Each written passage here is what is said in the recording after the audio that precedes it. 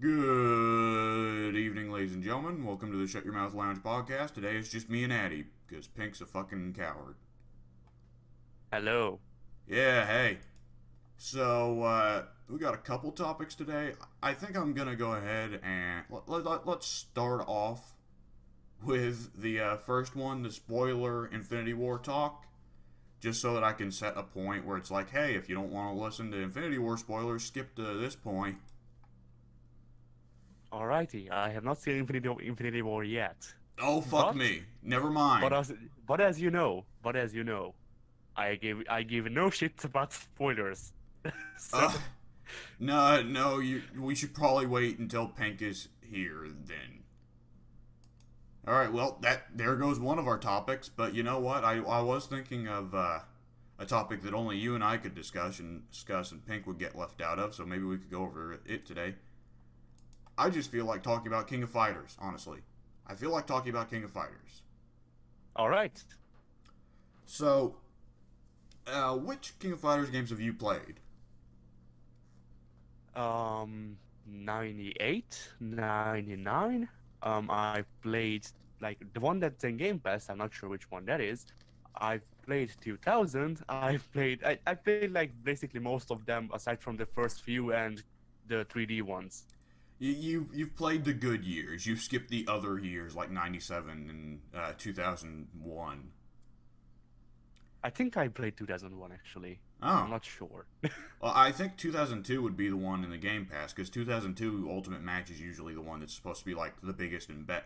Well, 98 is the most concise. It's got the smallest roster mixed with like some of the tightest gameplay. So a lot of people like it for that same reason that they like old Street Fighter 2 because the roster is small and easy to keep track of. KOF 2002 is kind of in the opposite direction. Like the gameplay's still very good, but the roster is fucking huge. What personally for me, I've played 2002 and 11. I've got 2002 on Steam and I've got 11 on my PS2. I've gotten very little playtime in with 11, and I've not got too much in with 2002, honestly. KOF is very much one of those series that I really want to get into, but every time I boot up the game, I just sit there and go in practice mode and have a lot of fun with practice mode, and then don't actually play it. You know?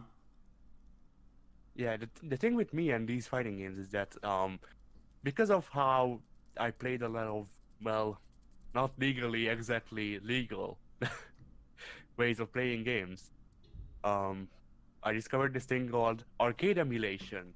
And so even though I didn't even know that I was emulating arcade games, I went through basically most of the good arcade games. Like I played a lot of Samurai Showdown, I played a lot of Last Blade, I played a lot of different kinds of KOF and other SNK mixed up fighters. By that I mean the things where their games crossed over. The games that I didn't couldn't get to play actually. The only ones that I remember that I really wanted to play were the Capcom Fighting Jam ones. Capcom Fighting Gem? Yeah, they were these crossover games. I'm not sure if all of them were called Fighting Jam. Like I know that one was Fighting Jam, one was Fighting something or other, and then there might have been a third game. I'm not sure, but like Dark Starkles, bloody Yeah. Stalkers. Yes, that. Darkstalkers, there we go. Yeah, that. So that's Street Fighter, and I think another game series that I don't remember crossed over to form a one singular fighting game. And the thing is that people say that it was really bad, so I'm not sure if I should feel bad about not getting to play them or not. You probably should. I've definitely not heard good things about those games. I forget that they exist most of the time. But I'd wager that the crossover was probably here's Street Fighter characters, also Morgan, Felicia, and Captain Commando, because Probably, that's how most yeah, Capcom '90s crossovers went. Like now it's better because now they can pull from Devil May Cry, Resident Evil, Dead Rising, what have you. But back then it was pretty bad about that. Which yeah, me personally, like I've been searching for a copy of. Is Capcom versus SNK 2 a PS2 game? it's a I think it's a PS2 game. It's available on PS3. So if you have a PS3 or are Which I going to buy a don't. yeah, I don't. I actually wanted to buy a PS3 just for SNK, or freaking bloody Millennium Fight 2000 because that's easier to save for me for whatever reason. But yeah, Yeah, I've been trying to get my hands on a copy of Capcom vs. SNK 2 for years now. but Because yes, that, yeah. Go ahead, go ahead. well, firstly, because the idea of SNK, of King KOF guys in Street Fighter style is awesome, but because I just fucking love the roster. I mean, any yeah, any game, any fighting game with Dudley in it, I'll be ready to play Dudley. I'm always a big fan of Dudley, even though I hated Street Fighter 4. Being able to play Dudley in Street Fighter 4 is great. Dudley was the right spot in Street Fighter 4. Yeah, well, it's kind of the weird thing about Street Fighter 3. Street Fighter 3 was like the least popular Street Fighter for a reason. Like, it did so much weird shit. But at the same time, it introduced a ton of characters that are some of the most fun in the Street Fighter series. Because, like, despite all issues, I love playing Dudley. I love playing Urien. I love playing, I love playing, I love playing Q, and Q's still not come back yet. Wasn't he supposed to be like a season 3 character for 5? G is coming out for 5, and it's kind of assumed that G is going to be highly related to Q. And I think he'll even have a Q costume, but G is presumably not Q. That sucks. I'm definitely going to pick up Season 3 at some point. I don't know if I'll pick it up while it's still $30. I just might if I get bored enough. Also, I might start making Street Fighter 5 content for the channel, in which case I would absolutely have to buy Season 3. Like, Season 3 is kind of one of those awkward ones. Like, it's, I believe it's Blanca, Sakura, Falk, G, Cody, and Sagat. Now, out of that, like, Cody is a character that I always thought was cool, and I love Cody's new design, but Cody was never a character I could figure out his gameplay. But Sagat, Q, and Sakura are among my favorite Street Fighter characters, and at the same time, I don't give a shit about Falk. She's very boring looking, and she looks kind of like a poke-heavy zoner, which makes me think, like, why not just play Dhalsim instead? And I fucking hate Blanca. Blanca's just the fucking worst, man. Like, it's like, oh yeah, we left an English guy in the middle of the Brazilian jungle, and he turned into a caveman, and now we say he's the Brazilian member of the roster. Which is offensive in several regards, at least up until they introduce Sean and Laura, who are considerably less offensive Brazilian characters. Speaking of Sean, where the fuck is Sean? Yeah, I was about to say, where is Sean? Well, he does show up in Street Fighter V story mode, where Laura is like, oh, there's my punk-ass little brother. But yeah, he's not shown up in any of the games for a long time. I think he's not shown up. Yeah, basically. Anyway. Yeah, it's kind of the part of this whole weird thing where Street Fighter, like, even though Third Strike was a way better game than Alpha, Alpha gets way more respect from the later Street Fighter games than Third Strike ever did. Yeah. Because there is no one... Well, I think, actually... What's his name? Sodom? Yeah, Sodom is the only member of the Alpha roster to have not returned. Oh, I forgot about it. Ingrid. Yeah. Ingrid hasn't come back, but that's for good reason. But Sodom hasn't come back, and I'd assume that's largely just because he's named after the city of butt sex. So that's probably why he hasn't come back. I mean, they could revive him now. He'd have a lot of fanfare. He's basically just a weeaboo, isn't he? Yeah, he's just a big weeaboo. Which really saddened me when I found it out, because, like, you know, I always thought that he was this weird samurai guy, and then he's just a bloody weeaboo. Yeah, that's the thing. He looks cool until you figure out he's a massive fucking nerd. Isn't he supposed to be the leader of the Mad Gear gang? I'm not sure. I don't remember if it's supposed to be him or Rolento. But yeah, speaking of weird fucking Alpha characters, there's Rolento. I picked up Ultra Street Fighter 4 and I played Relento for like 5 minutes and I was like, no, this is not a character I'm gonna do anything with. Well, you got farther with Street Fighter 4 than I did because I didn't shell out $10 to update my arcade edition to Ultra. Yeah, I picked up Arcade Edition for Steam, on Steam for $10, and then 2 or 3 years later, I ran into a Xbox 360 copy of Ultra for $10 at Best Buy. So that's basically how Street Fighter's gone with me. Yeah, Street Fighter to me is in a weird place because Street Fighter 2 was the first fighting game that I owned. Well, technically Street Fighter 2 and Dragon Ball Ultimate or Shin, or I'm not sure which one, Butoden. Yeah. For me, Street Fighter, it's like Third Strike is good, and 5 is good. The others, like, I've never played 2. I've never played Alpha. I've played 4. I did not like 4 at all. I Same with 2, and yeah, go ahead. I've liked characters in 4. Don't get me wrong. Like, Juri is actually way better in 4 than she is in 5 because they made a major change to Juri that just about ruins her as a character. They've made several major changes. She's pretty much an entirely different character in SF5, and it's annoying as hell. Which really sucks because she really was the only good character, like, the only good new character, I mean. Like, oh yeah, totally. Who else would you freaking pick? Like, Oni? Like, just Akuma with a slightly longer hair and weird, stupid weird shoryukens? How about the fat bastard? Hakan? No, I was referring to Rufus, but Hakan also works. I prefer not remember the Rufus. Yeah, for good fucking reason. It was the dumbest character Street Fighter's ever had. I mean, he's basically Bob from Tekken, only more looking like... Don't insult Bob like that. Like, Bob can actually be taken seriously. Bob is fat, yes, but Bob is still an intimidating tough guy. Speed and weight, freaking superhero costume, Bob. I mean, you can buy a goofy costume for Bob, but you can buy goofy costumes for all the Tekken characters. No, that's his Tekken Tag 2 ending, which I know isn't canon, but still. All the Tekken Tag 2 endings were fucking goofy.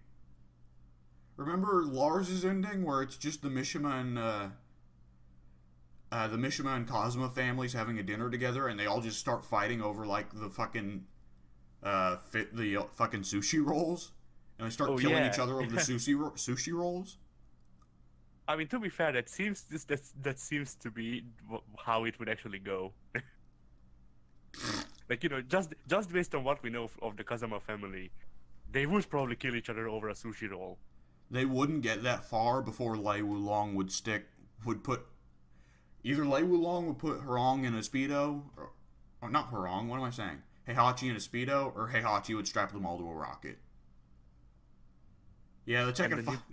And then Jinpachi rises from the dead and he eats the sushi roll to become a demon. As is Tekken 5 lore. Tekken's fucking dumb. Yeah. But... Yeah. Where were we? Right. Yeah, KOF, which, KOF 14 came out a couple of years ago. I still want to pick it up. Ordinarily, I'd pick it up on PS4, usually my console of choice for fighting games, but if it drops to a low enough price, I'd definitely be interested in picking it up on Xbox One to play with you guys. It did not come out on Xbox One. It didn't, did it? Fuck. Okay, looks like that's a PS4 game. Yeah. So, as for KOF 14, I tried it. I tried the new characters. I'm missing Rugal still. I know that he won't come back because they replaced him with our freaking... what's the word I'm looking for? A pretty boy. Adelard? But I still... Well, I'm not sure who he is. Adelard... Yeah? The thing is about Adelaide hasn't come back either. Since 11, he hasn't come back. So, Rugal is just not in the game. Which, I mean, admittedly, the only unique move Rugal had was the Genocide Cutter.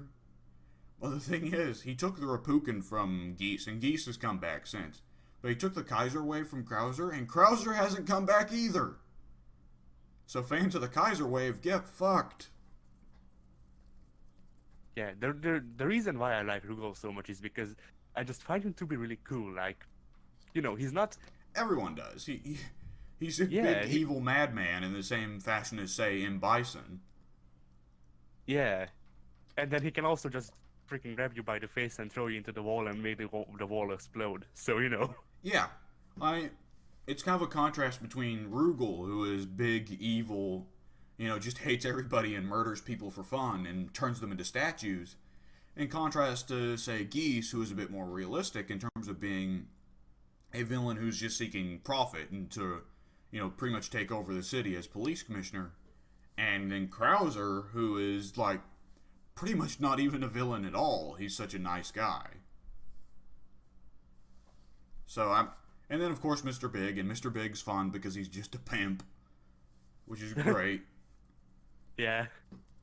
So yeah, with 14, I think I tried out Kyo and Iori because, well, at one point I knew how to play Kyo and Iori. Not anymore. Yeah, I don't know why you try that. Like, Kyo is the strangest case. Kyo reminds me of Batman for Injustice in terms of he's the main character, so he would be the logical starter character, and yet he's one of the most complex characters in the game. Because, like, Kyo relies entirely on those weird combo specials, where, the one move links into the other, and they're all very complicated combinations. Like, even Iori has a similar one, but it's way simpler. The thing with Iori is that even though I kind of know how to play him, I don't want to play him because he's such a freaking edgelord. He really is. Iori, it kind of feels like it's slightly better, if only because they've never been apologetic about it. They've never tried to walk it back. He's still the same way now as he was 20 years ago. And yeah. For that part, like, it feels like if they tried to change him and make him less of an edgelord, it would feel more soulless, but since they haven't, it feels more like, okay, this is what they genuinely intended for Iori at the time, and it's just stayed that way. Yeah. But Iori will always have the problem with when you want to play him, because Iori runs so much on that command grab that is just him taking the guy and dragging him over the side. And that's such a fucking, not only a weird move at all, but a weird input on it too. Because isn't it like a full-on Potemkin command grab from Guilty Gear? I'm not sure. I'm not actually that well versed in Guilty Gear, even though I played like. I'm not sure actually. I played the one on 360 and then I played one on my PC, but I'm not sure which one it was. Well, Guilty Gear just has you can take safety in knowing that Guilty Gear just has the weirdest fucking command grab inputs of any fighting game ever. They're usually like any other fighting game would stop at half circle or full circle. Like Guilty Gear does double half circle, or quarter circle, then backwards half circle, all kinds of weird shit. Like, it's more problematic for some characters than it is for others. And I think KOF Iori's input for his command grab was something similar. Oh. Which, I mean, still not comparative to, say, Geese's pretzel input, but, Yeah, I hate the pretzel. I can never get it. Like, sometimes... Everyone hates the pretzel, Addy. Everyone hates the pretzel. I'm like one of the only people on Earth that can get the pretzel to come out on occasion. But it sucks because the pretzel input is for, like, the most underwhelming super in the fucking series. Because isn't it just a power geyser? I think it might be. Yeah, and I think the power geyser is super fucking lame. So the fact that Geese has that input for a power geyser is fucking lame. But yeah, the thing is with all of this is, like, I never really tried to do inputs correctly until like a couple of years ago. So when I went back to Capcom vs SNK 2 and things like that, and trying to play Geese so I can get ready for Tekken, and I still haven't even bought Geese because there's no reason in buying DLC characters if we can't play together. But yeah, does Geese still have the pretzel input even in Tekken? I think he might. I'm not sure. I mean, They'd have yeah, to. They'd have to. It's just so iconic for them, you know? yeah, like I'd assume that they would keep it in like the same way you have to actually do the freaking well, what's bloody called the Raging Demons input. Yeah, well, the Raging Demon input is way simpler than the pretzel input, that's for sure. Yeah, but it's iconic in itself, which is why I'm bringing it up. Yeah, Like, it's yeah, definitely very similar. Like, what's a similar? Of course, everyone knows the Shoto inputs. You know, Hadouken, Shoryuken, Tatsumaki. yeah, But there's a similar super input that I can't remember. Like, it's supposed to be iconic, but I can't remember it. that's nice. Yeah, fuck it, whatever. The but yeah, what I was saying with KOF looks like it has the best roster if you include DLC. If you include DLC, it has the best roster.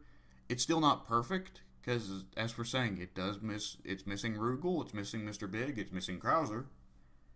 But otherwise, it does seem to hit all the notes it should. Like, and the fact that KOF can be a weird series in its tendency to have a central cast of, it's got Kyo and Benimaru and whoever that team. Yeah, It's got Terry Rock. yeah, it's got the Art of Fighting team. It's got the Fatal Fury team.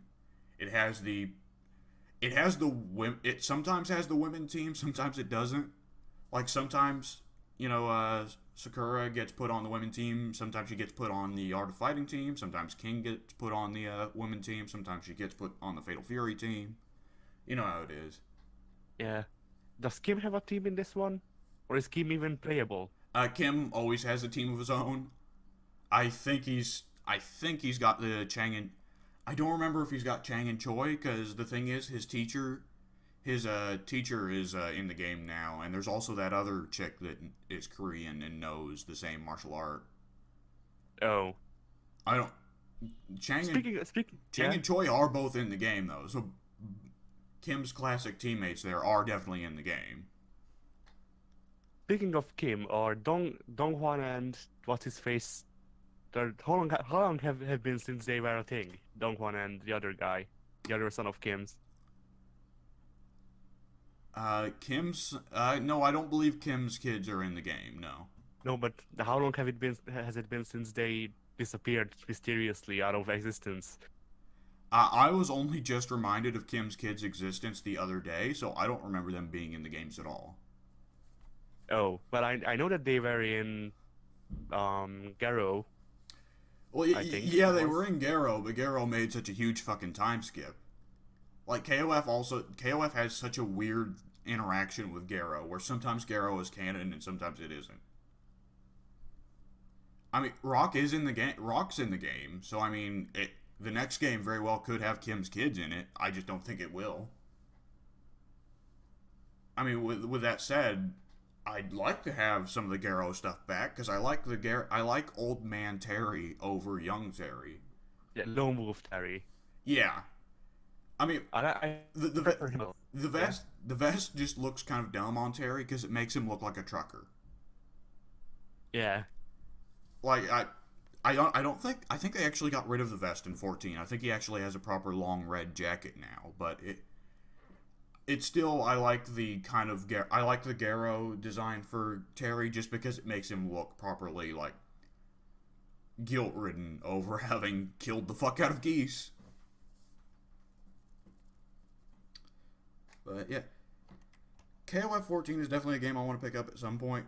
I don't know. Do they sell an edition with all the DLC? I don't think they You want do. to look it up? No, you don't have to. I'll look it up on my own at some point. Like if they don't now, they will within a year. So I mean, because for me, like a big part, it would definitely be the DLC. Because as I was saying earlier, they have that central roster, but then the rest of the roster surrounding tends to change really heavily depending on the game. Because you can go back to like the classic games, 96, 97, 98. They had the sports team. They had the basketball player, the football player, and the boxer.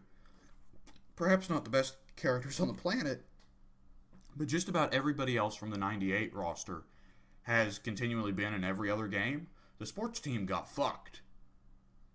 And continuing from that point, we have only had we've had so many characters that were introduced and then just disappeared from later games. Because, like I, from, shit.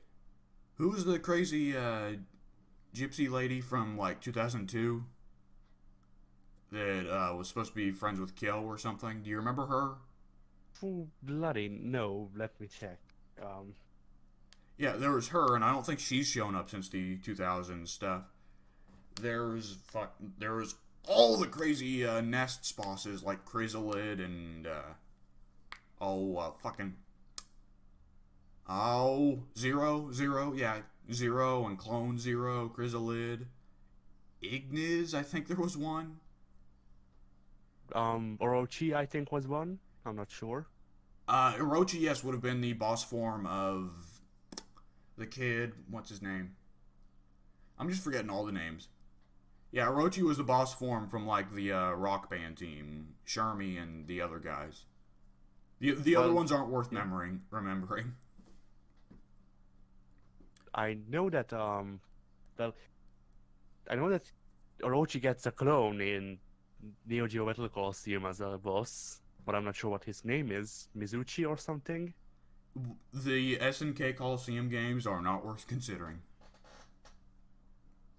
But yeah, that what I'm getting around to here is the roster outside of the base focus cycles so much, which means that there are some good characters on the outer rim of characters that tend to get passed over. And the thing that's great about KOF 14's DLC is that it brings back a lot of those characters that were fucking great and got passed over, namely Vanessa and Oswald and Rock. And, like, as someone who is a big fan of all three of those characters, I really prefer having them on the roster. Like, I think those are three characters that should absolutely be on the roster every year. Which, I mean, admittedly, Oswald has, like, nothing in terms of character other than just being a weird guy with poker cards. But still, he's just cool, you know? And he's a unique design that hasn't really been tapped in fighting games, you know? He's kind of like Johnny. Yeah, he's similar. He's definitely similar to Johnny in some fashions, and in some fashions he isn't. Oswald's definitely got a lot of that zoner shit going on, you know. Yeah. But Rock, I think thematically fits the series because he's, you know, the son of he's technically the son of Geese, but he's really the son of Terry and all that. Yeah. And Vanessa is just too much fun to see as a character because she. Like, KOF, like, they've introduced that new Nelson kid, and I've not seen too much of him. But Vanessa, to me, seems like she is the designated boxer character of KOF, you know? Yeah. And it's kind of a designated role that has to be filled in every martial arts fighting game. Like, a Street Fighter game without a boxer character doesn't exist, because every Street Fighter game has had a boxer character. Wasn't Dudley even in one? Or not one, freaking two? Neither Dudley nor Balrog were in one, but there was... Not Dudley, yeah, Balrog. Balrog wasn't, but there was a character who was very similar named Mike. Who was, like Balrog, Who was actually Balrog? Yeah, I know. It's not actually Balrog, but Balrog's arcade mode ending in Street Fighter V makes fun of that. Oh. He has a dream where he is Mike, I think. And then he wakes up, and it's confirmed that they're different characters. I see, because, yeah, like, there's this whole name switching thing which makes it weird, because Balrog is still called, like, M. Bison. In Japan, yeah. Yeah, in Japan. Well, the whole issue is that both characters were based off of Mike Tyson, who is a famous boxer in the United States. So, that's why it's also why they had to change Balrog's name to Balrog in the States. Because if he was called M. Bison over here, it would be painfully obvious that they're just trying to make him Mike Tyson, because it would be Mike Bison. Yeah. So that's why they did that. But, yeah, every Street Fighter game has a boxer character. For good reason. Like, it's one of the iconic fighting styles of the world. And also, it kind of gives fun potential for the game designers. And of course, boxing is very difficult to make projectile attacks for, so you don't have to make a fucking lame Hadouken throwing zoner asshole. Have you seen Steve Fox in Tekken vs Street Fighter? I haven't. No, I haven't seen anyone in Tekken vs Street Fighter. It's still strange for me to the idea of that. I think he has a projectile. Oh, gee, how would they even give half the Tekken characters projectiles? I'm not sure, but I think I remember Steve having like a projectile from his charge-up punch. That is Like- fucking weird. The idea of Like, you Steve know, Fox throwing yeah. the idea of Steve Fox throwing a fireball is just too weird to me. Yeah, he does his back clean thing, and then he hits he hits the character, and if they're not there, then he just fires a small projectile which disintegrates in a couple of seconds. Okay, so it's less a Hadoken, more a Kokoken then. Yeah, Ah, interesting. Well, he's definitely not the only boxer character, because they introduced Ed in Season 2 of Street Fighter, and I like Ed a lot. He's a pretty cool character, but Ed has a projectile. Which, by the way, have you seen Ed's move list? I haven't played Street Fighter 5, so Right, but you still might have heard. You've heard of Season 3, so you've heard of at least some stuff with Street Fighter 5. yeah, I saw a playthrough of the story mode, and I've heard a couple of news, but no, I have not heard of Ed's moveset. Ed has one of the strangest movesets in Street Fighter history because he doesn't have any special inputs. Everything is on every special move he has is an is a command normal. His projectile is just forward and medium punch. What? Yeah, it's just forward and medium punch. His Shoryuken is just 2 kicks. If you put in 2 kicks at once, that's his Shoryuken. He has Okay. Yeah, it's real fucking weird. He has Balrog's uppercut, and it's just on 2 punch inputs. And he has Chun-Li's lightning legs, but it's much weaker. Like, it only hits 3 times guaranteed, and it does very little damage. But it has the same input of just rapidly press punch. Well, I guess then it'd have Yeah. the same input as the 1,000-hand palm, wouldn't it? Yeah. Whatever. Fuck it. I'd rather not acknowledge Honda. I hate Honda. I hate Honda too. The only reason Honda ever gets brought up is when my mom and I make fun of him for having like wildly or wild colored freaking underpants. Yep. And Honda. that's all. Yeah. Honda is in the same category as T-Hawk in terms of he would have never been in any of the games past Street Fighter 2 if Street Fighter 2 wasn't the most iconic Street Fighter. Yeah. And it's sad for me to say, but DJ also never would have been in any other Street Fighters if he wasn't in Street Fighter 2. Because Japan just hates him so much. I don't know. Talking about DJ makes me sad. I like that character so much. And no one else does. Whatever. It was the one good thing about Street Fighter 4 trying to include the entirety of the fucking Street Fighter 2 roster was that, hey, at least I got DJ back. Did Alpha have DJ? I think Alpha had DJ. Okay, I figured because I thought Alpha had the entire roster of Street Fighter 2. Except for Guile, right? Wasn't Guile like only on like the Xbox version or something weird? I don't know. I've only played the GameCube version, or not GameCube, freaking Game Boy version. Oh, that's really weird. I know that there are certain versions of Alpha that, like, one had Guile as an exclusive, one had Yang as an exclusive.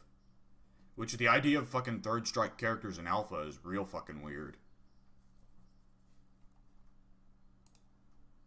But, yeah, Guile would actually make sense as a character to exclude out of Alpha, because he's just Nash.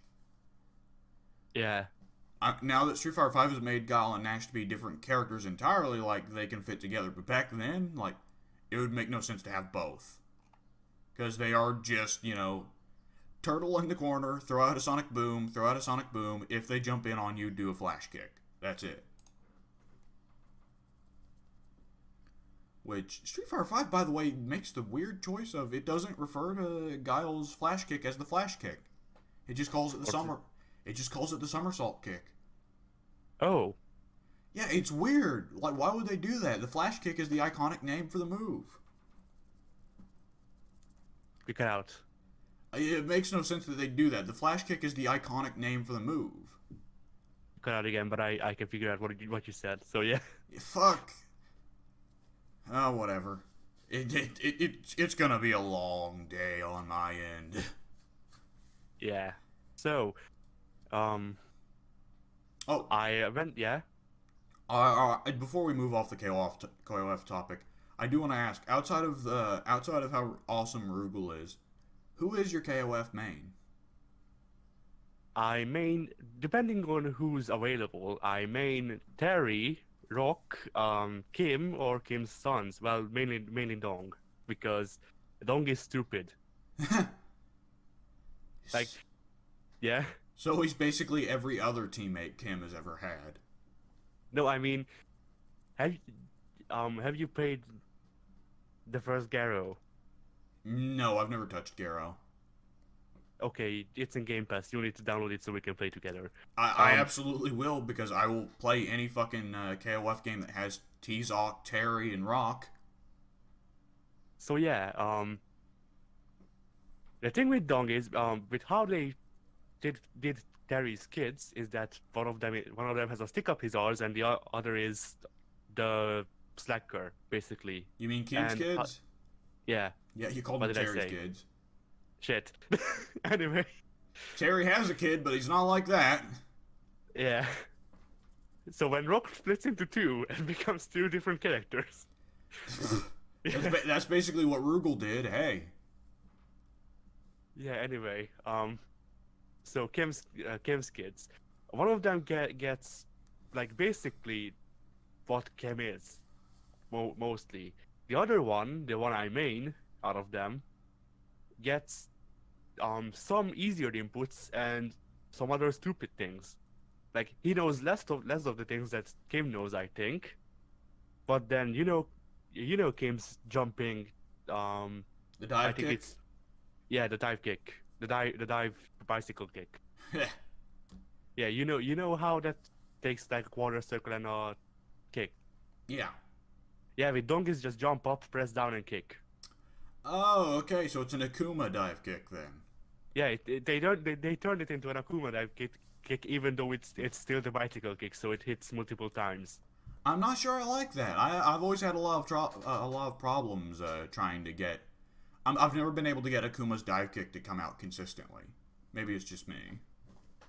I've been able to get it consistently, but then I main Akuma since I've seen him, so Yeah, you know. Yeah, I played Akuma a little bit in SF4, but Akuma in SF5 is pretty much incomprehensible to me. He's so reliant on the what's that move where he jumps up straight in the air? When he turns into a ball. Yeah. I'm not sure of its name, but it's I think quarter circle towards your opponent and then kick, and then you have Oh, it's a half. 2 to 4 commands. It's a half. If it's a half circle back and kick now. Oh. Yeah, Oh. It's a weird fucking input. But he's very reliant on that in Street Fighter V, and that's a move that I've always been confused Akuma by. is reliant on that everywhere. Yeah, That is one of my main moves in Tekken with Akuma. Oh, okay, yeah. That I've just personally never been able to figure it out because it doesn't fit into the Shoto paradigm for me, you know? Yeah, I like it because it has in Tekken anyway. In Street Fighter 4 it sucked a lot because it only had like the 2 kicks, I think, or something like that.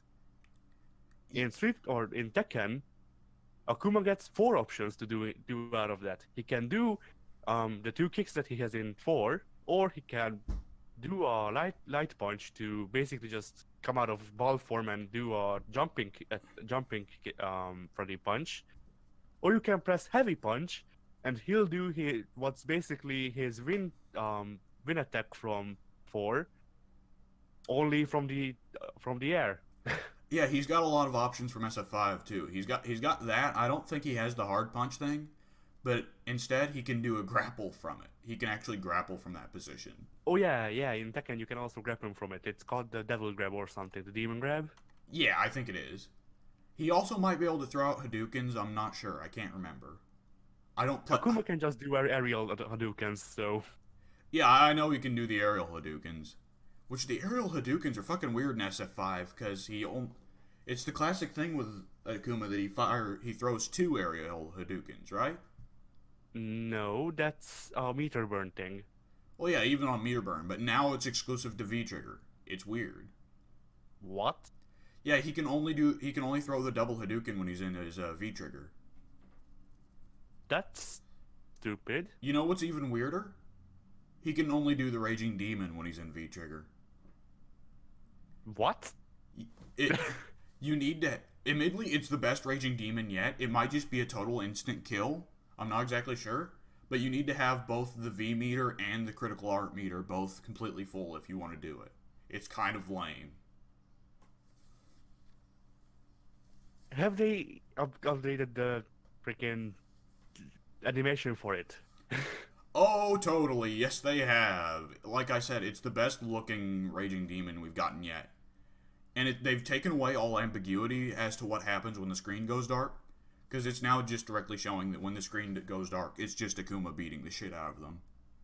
Like, there's no magic or soul sucking or anything you might have assumed was going on in the dark. It's just Akuma beating the shit out of them. Rapidly. I kind of don't like that. Yeah? Yeah, it does. On one hand, it looks really nice the way they handled it, so I think you should look up, like, a cutscene of it. At the same time, like, it kind of turns it into a KOF super, you know? Yeah. I don't like it because the thing with the Raging Demon is that it's mysterious. You don't know what he's doing. But when it comes back, they are dead or on the ground. And the thing with the SF4 Raging Demon that I didn't like is that it cuts onto the enemies, and it's a thing in Tekken as well. It cuts onto the enemy's point of view, so you see Akuma just standing there yelling, and then it cuts to the fighting. My favorite Raging Demon animation is the classic one where it just stays in 2D. Akuma flies over to the enemy, grabs them, yells maybe. Then it turns dark, and when the screen comes back, everybody's dead aside from Akuma. So yeah, I like that. I did like the part in SF4 where Akuma yells "Die 1,000 deaths" just because the voice actor fucking hams it out. I'm bloody hell words.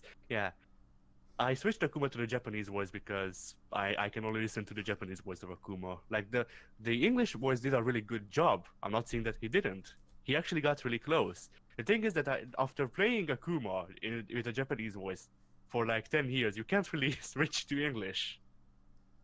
That's good for you. That'll be good for you in Street Fighter 5, because Akuma's English voice actor in Street Fighter 5 is terrible. It's the same fucking guy who voices Raiden in Mortal Kombat and Joker in Injustice. And I've always liked him as Raiden, and he's slowly turning around as Joker. I don't like him as Akuma. He just sounds too weird. He doesn't even do a bad performance, it just doesn't sound like Akuma to me. He sounds like he's got too much of a weird kind of reverberating voice, as opposed to the gravelly, angry voice that I expect from Akuma, you know? Yeah. So, the voice acting otherwise is pretty good in Street Fighter 5. I'd say it's among the best for Street Fighter. Especially, they got Laura Bailey to come back as Chunners, and she's always great as Chunners. And they actually didn't get Laura Bailey to voice Chun in Marvel Infinite. I don't remember who replaced her. It may have been Ashley Birch, but to me, I kind of always hear in my head Laura Bailey is Chun-Li, so for me it was kind of weird. Oh shit. Yeah, with most of the Street Fighter cast and basically any non-English fighting game cast, I'm more used to the Japanese voices than I am than I am the English, because yeah, I mean, whenever they had voices, they were in Japanese because, yeah. I guess I get that. But seems like we've kind of pretty much run that fighting game topic through, and we're at 45 minutes. We'll bring it back up when we get to what we did last week. So Okay, yeah, all right. So I can go ahead and mention that as we are recording this right now, I am going through like the final stages of finals week in college. So I will be way more available after this to get content done for the channel, both my own channel and the main FOS channel this will be uploaded on. So maybe we'll see more of me in content on YouTube. Hey, maybe. I mean, yeah, I mean, you need to get an Nagato so you can do PvPink as well. yeah, I'll definitely want. I'm sorry, what did you say? Everything before PvPink kind of mixed together. You'll need to buy a Nagato so you can do PvPink as well because, yeah, I mean, I can edit it for you, but I can't really be I'm not sure how we could be, just just spectators in things like old KOF games that got released on the 360 and things like that. I don't know how that works in those. If they're like Injustice and let you watch the match, then I could be fine with just watching the match whenever I'm out. But I don't know how online games work in those. Yeah, we need to check because yeah. I'd also say it's probably a little bit unfair throwing Pink into KOF or Garo, whatever, fuck it.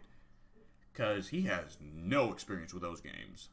I did a bet then because I'm not sure if you actually if you saw what the Montender episodes of PvPink will be about, but yeah, that game is not made for new people. I know because I was new to it as well.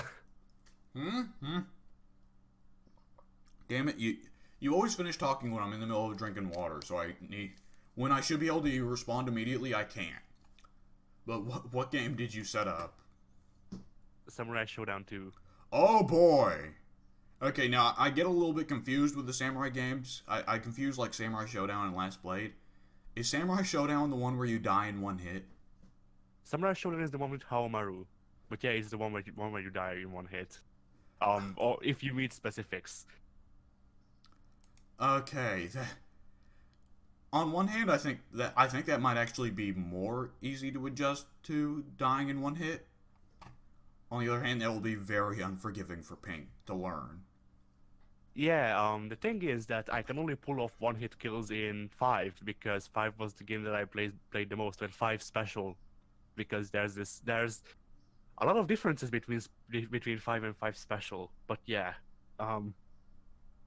with 2 is a lot slower than 5, but 5 special, whatever. Yeah, 2 is a lot slower. So, with a game like that, I have to imagine you'd want a slower game. Because a fast one-hit death game means you get 5-second matches. The thing with the one-hit deaths is that you need in 5 special anyway, you need to have a freaking thing maxed out, a bar maxed out to be able to do it, I think. And then you need to do a specific input, and you have to have it hit, and then it'll kill the person in one hit. Okay, so it has a meter charge one-hit kill. Yeah. Like Guilty Gear. Okay, then this is not the game I'm thinking of. I'm probably thinking of Last Blade. Okay, Samurai Showdown is closer to just a regular variety SNK fighter, right? It's the one that has Nakaruru? It's the one that has Nakaruru. But I wouldn't call it I wouldn't say that the second game is really close to what you'd expect of SNK in that, as I've said, it's really slow. It's supposed to be this tactical game, or I'm not sure if that's the right word, but whatever. Where you actually have to think like 2 moves ahead. So, you know, yeah, I don't know. Putting me, somebody who's played Samurai Showdown but never this version of it, because 5 differs wildly, and Pink, whose only fighting games knowledge is Soul Calibur and Injustice, and this now, you know. Okay, yeah, you can keep going. I don't know anything about Samurai Showdown whatsoever. Yeah, the thing with Samurai Showdown is the more the series went on, the less it was actually unique. But that's not necessarily a bad thing because, depending on what you prefer, 2 was more tactical gameplay where you actually had to think about what you're doing. I think 3 is set to be a mix of technical gameplay and speed, and then 3 onwards is basically what you'd expect out of an SNK game with swords and one hit kills. Hmm. Well, it sounds like fun. If it has the proper online setup, I might just join in. Because who the fuck knows? But yeah, so speaking of Samurai Showdown, I For went back.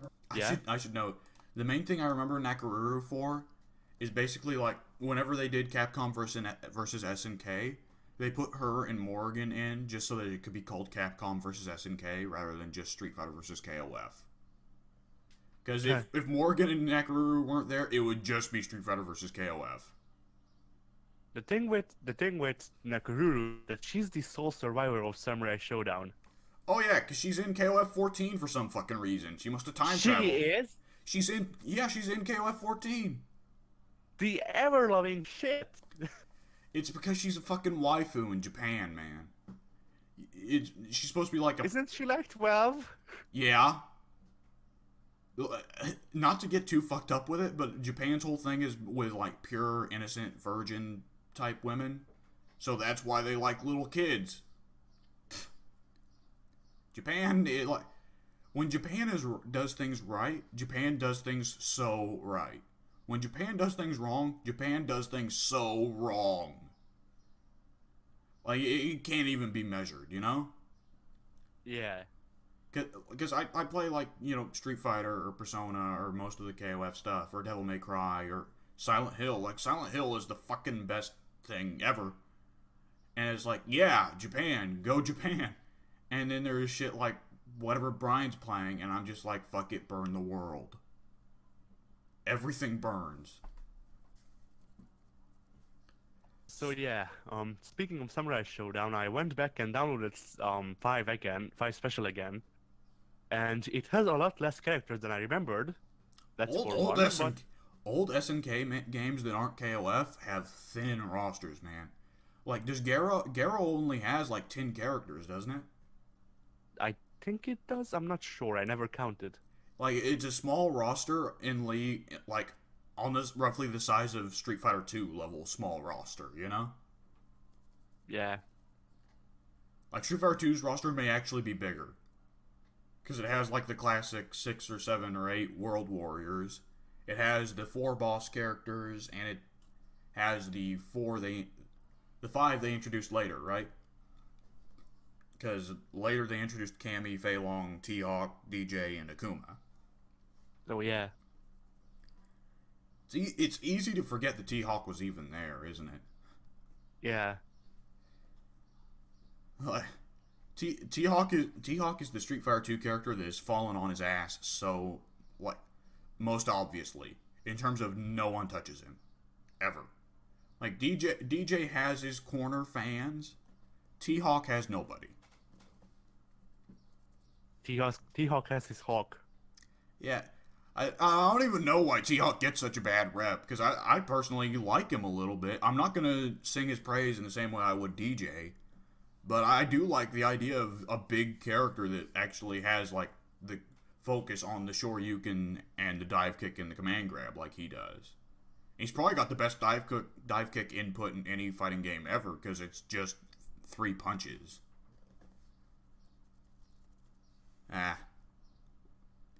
I love to talk about Street Fighter, but at the same time, I talk about, like, you and me are very opposite, I think, in terms of Street Fighter characters that we play. Because you play Akuma, and I play everybody else. I mean, I played Juri, I play Akuma, and who freaking else? Like, I think I played Ivory once. I'm beginning to think everyone plays Juri, because I was talking to Soon the other day, and Soon's not a big Street Fighter player, but Soon played Juri and insisted Juri was his girl. Oh. So I think Juri is one of those fun characters, like, Jury's like a Shoto if a Shoto wasn't boring, you know? Yeah. Then yeah, aside from that, I play Yang and Yun. I play Gen sometimes, Yeah, yeah. and Yang and Yun, yeah. Yang and Or Yoon are Yin, yeah, or Yin, yeah, Yang and Yin. Anyway, or what's their bloody names? I need to look this Yang up. and Yoon. Yang and Yoon. It wouldn't be Yang and Yin because then it would just be obvious that they made it Yin Yang. You cut out. It wouldn't be Yang and Yin because then it would be obvious that they just went for naming them Yin and Yang. Because Yeah, that's an actual fucking philosophical idea, and you know that would be a bit obvious of a name. But what was I in the middle saying? Oh right, I've never been. Yang and Yoon are the designated characters that every competitive player loves. Like they're pretty much only in Street Fighter 4 because the competitive players were calling for them.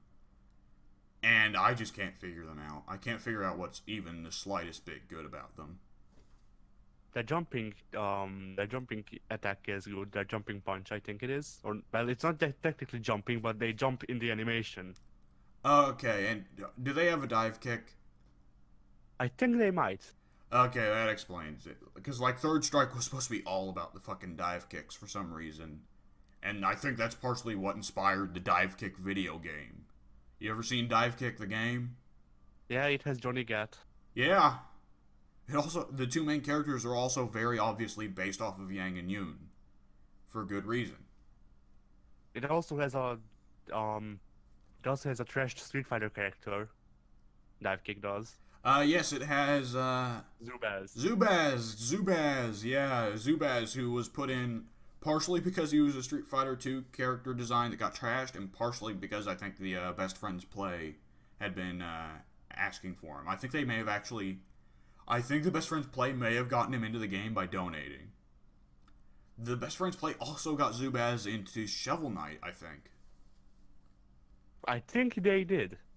I think I remember seeing Zubaz in Shovel Knight. He absolutely is, yeah. At this point, the Best Friends Play main strategy of publicity seems to be just putting Zubaz in everything, and it's great. Like, it's especially funny because I don't know if Capcom even really can claim, like, copyright infringement or anything. I don't think they even would have bothered properly trademarking Zubaz. So the Best Friends Play can just do whatever the fuck they want with him. Yeah. But Where was I? Yeah. As for 5 Special, the gameplay is really good. The gameplay is really fun. You can do combos. You can just not do combos. You can be tactical if you want. I mean, you need to do it. You need to do it fast. You don't have time to actually think. But you know, not everything is combos, and not everything is just small hits here and there. The supers are easier to input. You get a couple of them every round, I think. okay, so And yeah, it's a faster fighting game with a heavier emphasis on specials. I mean yeah, supers. Okay, that could be interesting because like for me, I've always had issue with those games, but that's largely because I associate them with Marvel 3, and Marvel 3 plays like a squirrel on crack cocaine, or at least you need to be a squirrel on crack cocaine to play it.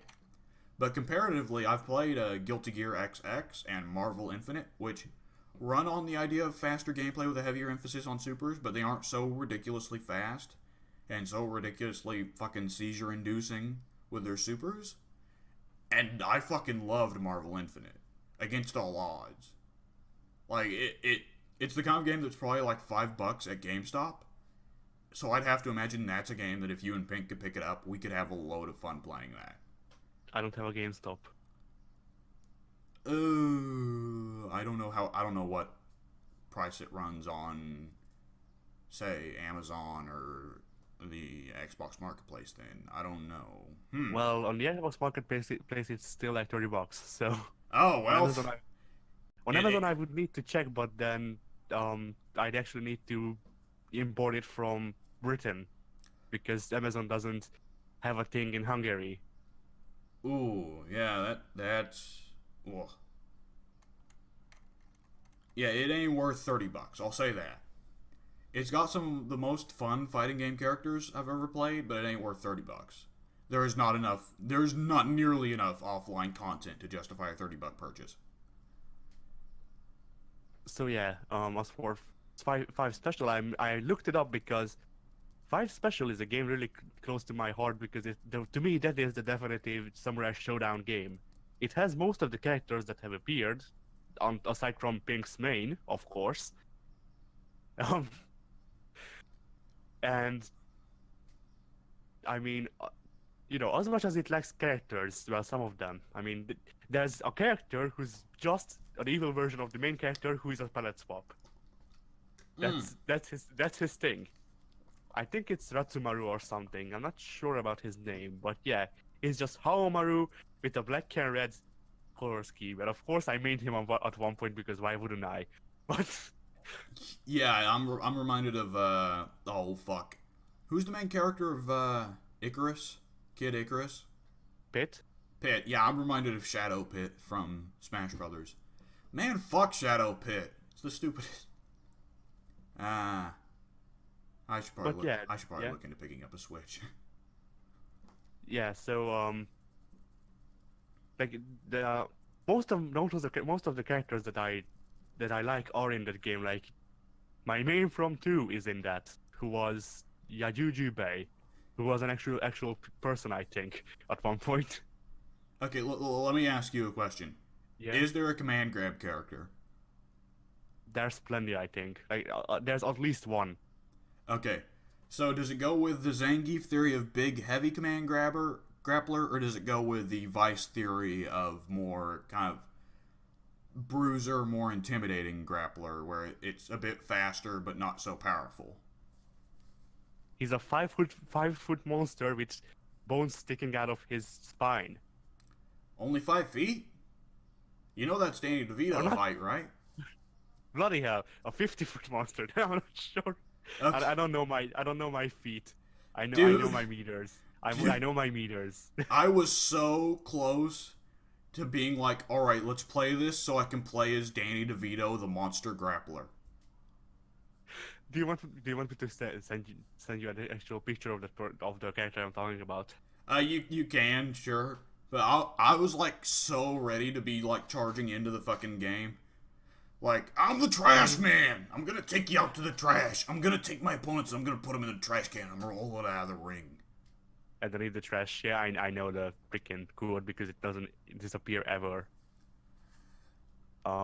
Yeah. Excuse me, I seem to have dropped these Magnum condoms for my monster dong.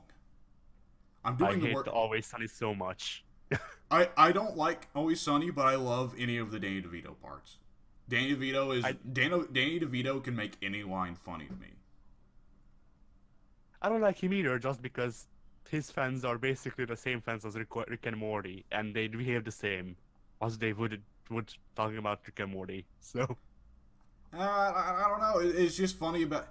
It's kind of the old thing, like the old thing going back to like Seinfeld with George Costanza, where there's just something funny about the short, balding Italian guy. Or is Danny DeVito Italian? Yeah, presumably. Screaming about his monster dong. So, I don't know. Where's that fucking picture? I'm looking for it. I don't know the character's name from memory, so I actually have to look at all of the pictures of the characters. All right. Well, then I'll. I found it. Okay. Okay, so let's get ready for Monster Danny DeVito. Oh my god, it's Danny DeVito! Yeah, he is 14 foot 11 inches. Okay. I'm not gonna lie, he reminds me a bit of a Titan from Attack on Titan, in an odd way. Yeah, he looks a lot like them. Like, the skin color is absolutely the Titan skin color from Attack on Titan. Like that fucking freaky orange tone skin, you know?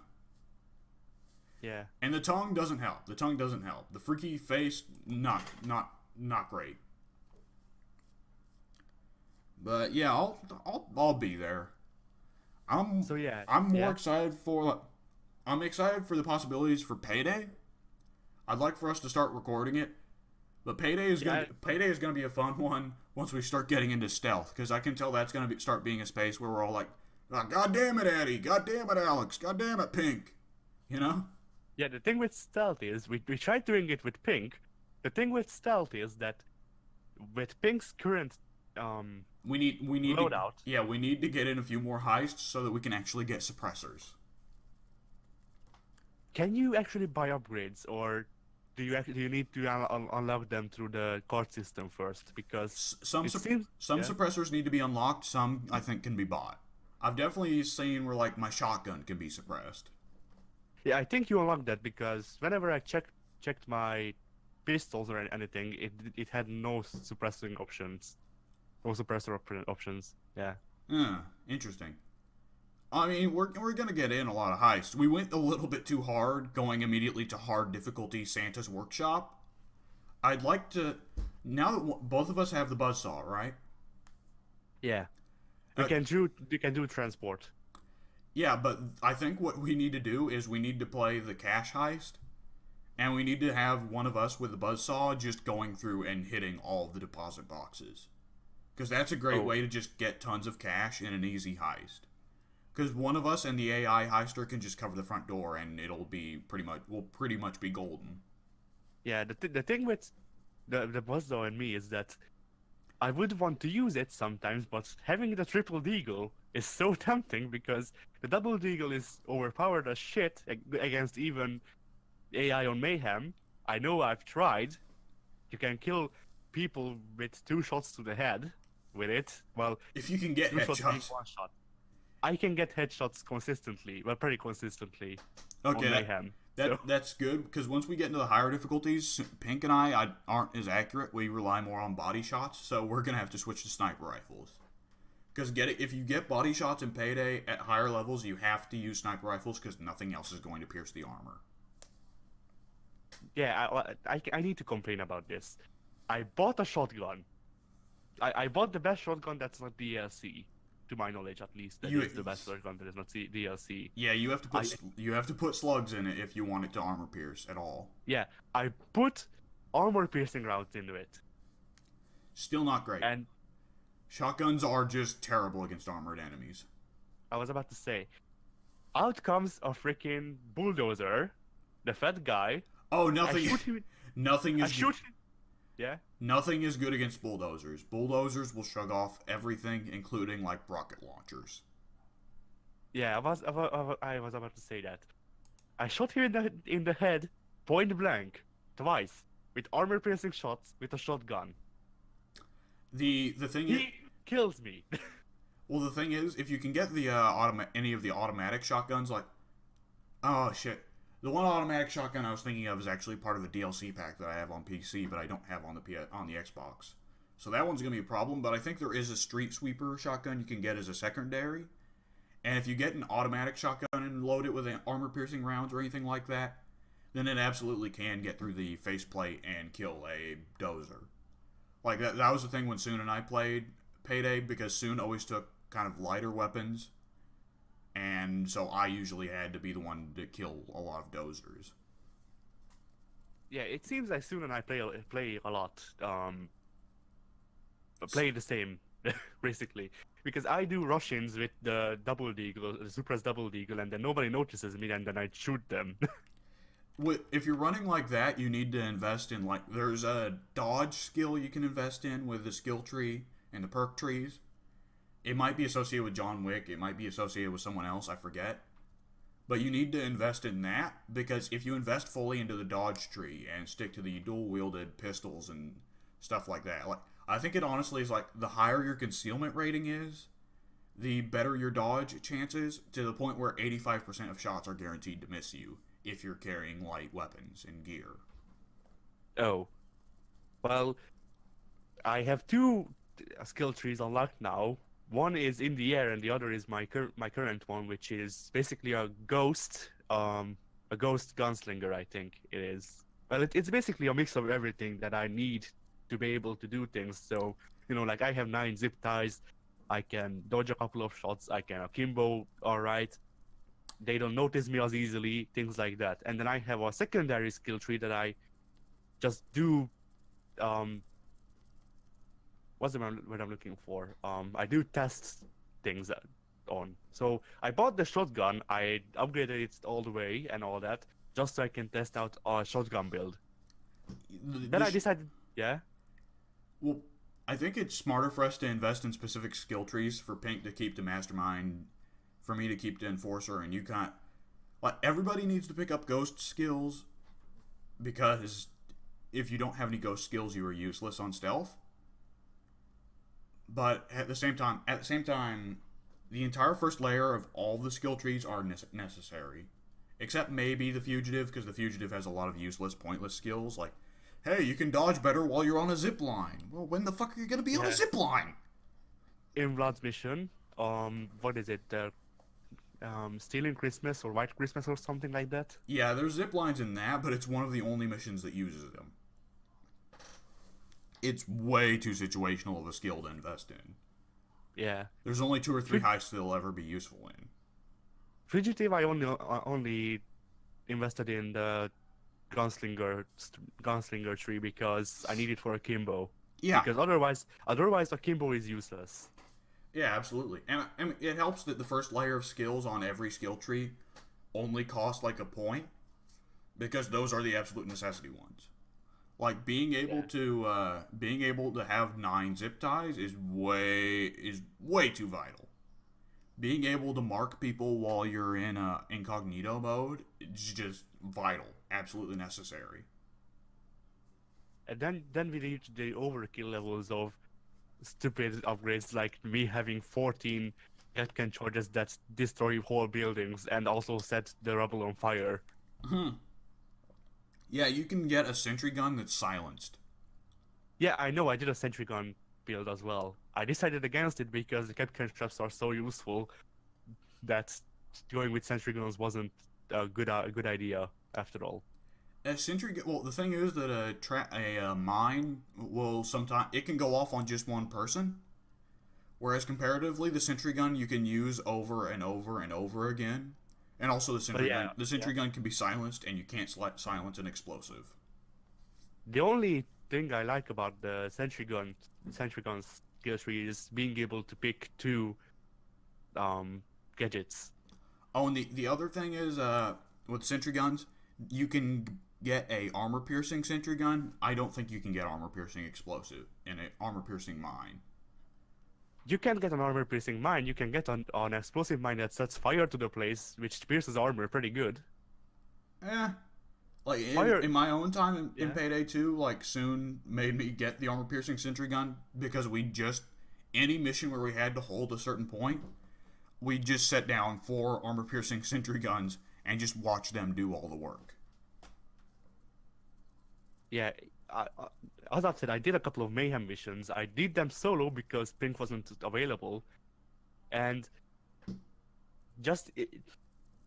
the rate at which armored people who you couldn't kill without hitting them with headshots, who just walked into the fire and died immediately, was over the freaking charts. Once it gets to mayhem level, man, like Pink and I are going to have to just stick together and be constantly riding each other's asses. Either that or stealth, because mayhem isn't the highest level though, right? Mayhem is not. Mayhem is 4 out of 6 or so, I think. Okay, mayhem is definitely doable. Once we get to, it's either Overkill or Death Wish that's the highest. Death Wish is the highest. Okay, once you get to Death Wish, it's just fucking nuts. I've played Death Wish, it is insanity. Oh. Yeah. Which reminds me, I have a shit ton of offshore money. Should I buy us as the first mission we do, Death Wish Shadow Raid? Fuck no. I have done Death Wish. I don't know if it was Death Wish. I've done Shadow Raid. I've done Shadow Raid on like Overkill difficulty, definitely over Mayhem. With Soon, I'm not kidding, Soon and I sat down and played Shadow Raid on Mayhem for 6 hours. Because Soon wanted the samurai armor. Oh. And the thing... Wait, what samurai armor? Okay, so in the center of the building in Shadow Raid, in the center of the warehouse, there is a vault.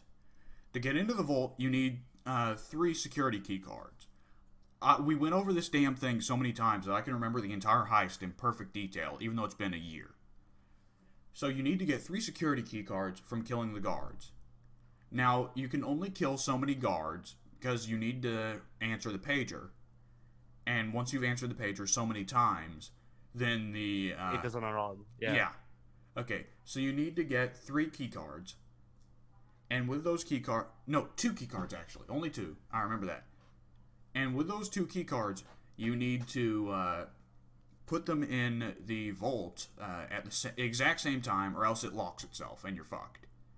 But you go in the vault, and there are 6 pieces of samurai armor that need to be individually bagged, and they are among the heaviest items in the game. You will be slowed to a crawl. What the game wants, and you'll open the vault door, and the thing is, if you leave the vault door open, then the guards will see it, and they will be alerted. There is no way to close the vault door after you open it. So, and the thing is, you get the samurai armor for your home base only if you get the samurai armor first, before any other bag on the entire map. And you need to bag like 12 pieces of loot. It's something crazy like that. So Soon and I had to do a whole crazy thing of he and I both immediately had to rush in, get the samurai armor out as soon as possible, try to wipe out all the people on the same floor as the vault so that there's the lowest chance possible for them to detect that the vault was open. And then in under 2 or 3 minutes, we had to circle around the entire fucking warehouse and find every bit of loot we could. With that said, the fact that Shadow Raid will just reset on being detected means it's the easiest heist to stealth through, because you don't have to worry about, oh, well, it went loud, I guess we're fighting now. There might be a way to manually restart heists if you're the host. I don't exactly remember. But Okay, that's good, because we're going to need that if we want to stealth through individual heists. But Shadow Raid is one that's going to be way easier for us to do, the 3 of us to do, because I've gone through 6 or 7 hours worth of Shadow Raid, but it's still going to be a ball buster.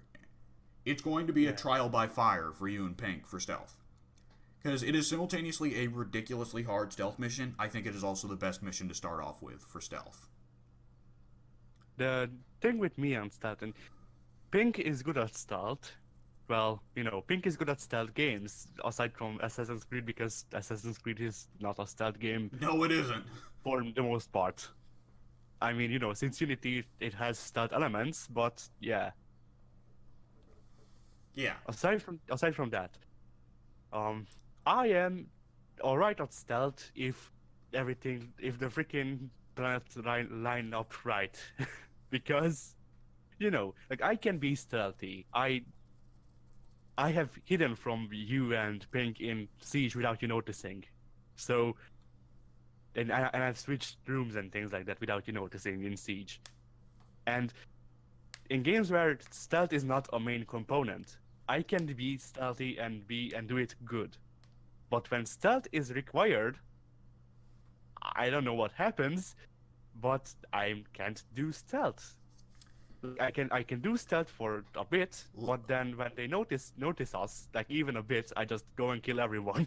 Okay, Shadow Raid is one of the good heists to do stealth, because there are definite roles in the team on Shadow Raid that you need someone who isn't sneaking.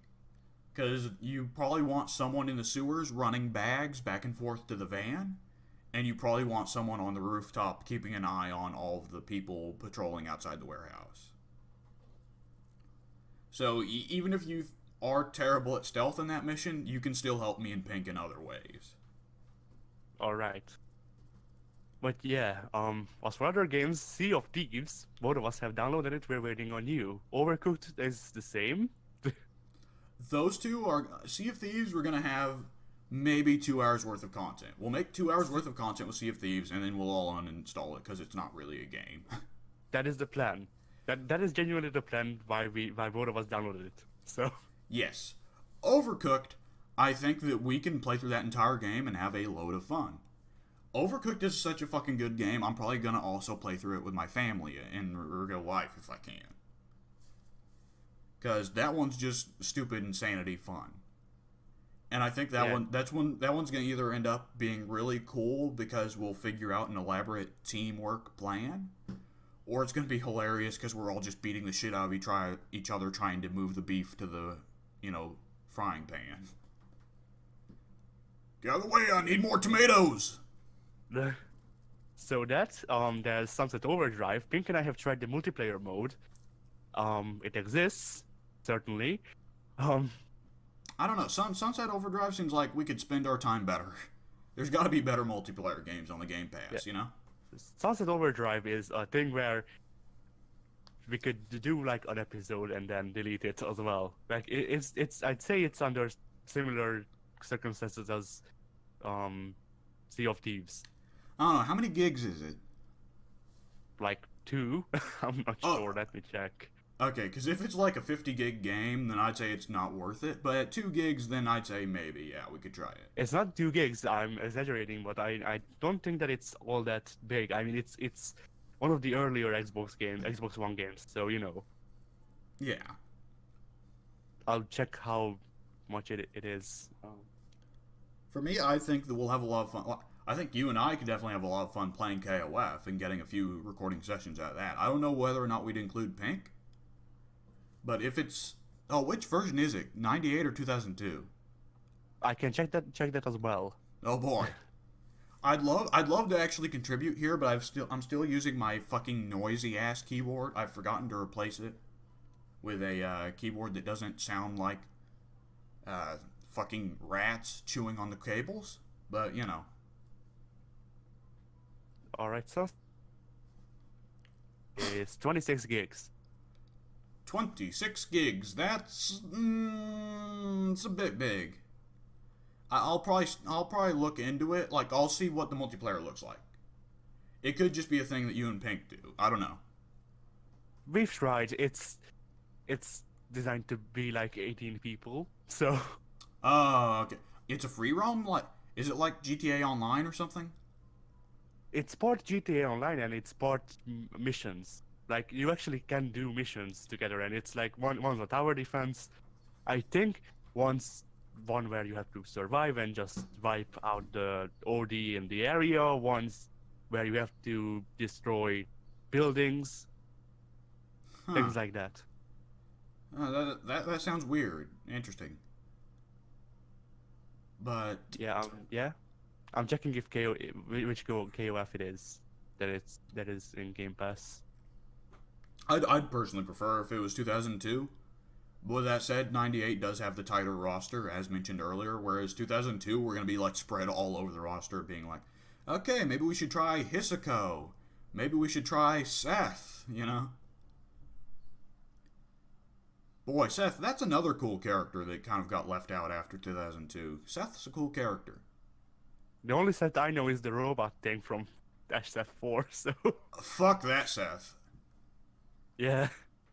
That's up there in terms of, like, bullshit fighting game bosses, where, like, someone actually tested it and figured out it's easier to fight Ryu on hard than it is to fight Seth on easy. Really? Yeah. And, like, it's especially weird because Seth's kind of also one of those awkward cases where if you try to play him in, like, regular player versus player, just regular versus matches, they didn't bother to balance his moves at all. He just has, like, half his health. Half the normal health. Yeah, half the normal HP. Like, even where Akuma tends to have way lower HP than anyone else, even Seth's worse than that. Oh. I see. Yeah, so I'm not sure which KOF it is. I would need to turn on my Xbox to check it, because I have it, I think I have it. No, I don't. I need to check in game, but whatever. I know that Garo is free. I can send that over to you. So, yeah. Hang on, I'm gonna go look here, because I'm trying to, let me see. Okay, there is a spot I've found where I can just look over what's currently on Game Pass. Alright. Okay, so, oh wow, they've got all the I forgot they had all the Banjo-Kazooie games on there. I need to go back and finish those, because I started those when I had the trial. They've got. Oh my God, they got Borderlands. Yeah. Does Borderlands servers still run? Yes. Ooh, okay, that'll be a good one. Yeah. I play Mordecai because of course I do. That's good. I can play Brick or I can play Roland. Pank will probably want to play Roland because Roland's the healer. So I'll play Brick. All right. But yeah, in one I play Mordecai, in two I play in two I play Zero, and then in the pre-sequel I play Claptrap because I had no idea. Like I think I did a complete playthrough with Claptrap, but I started as Doppelganger Jack as well.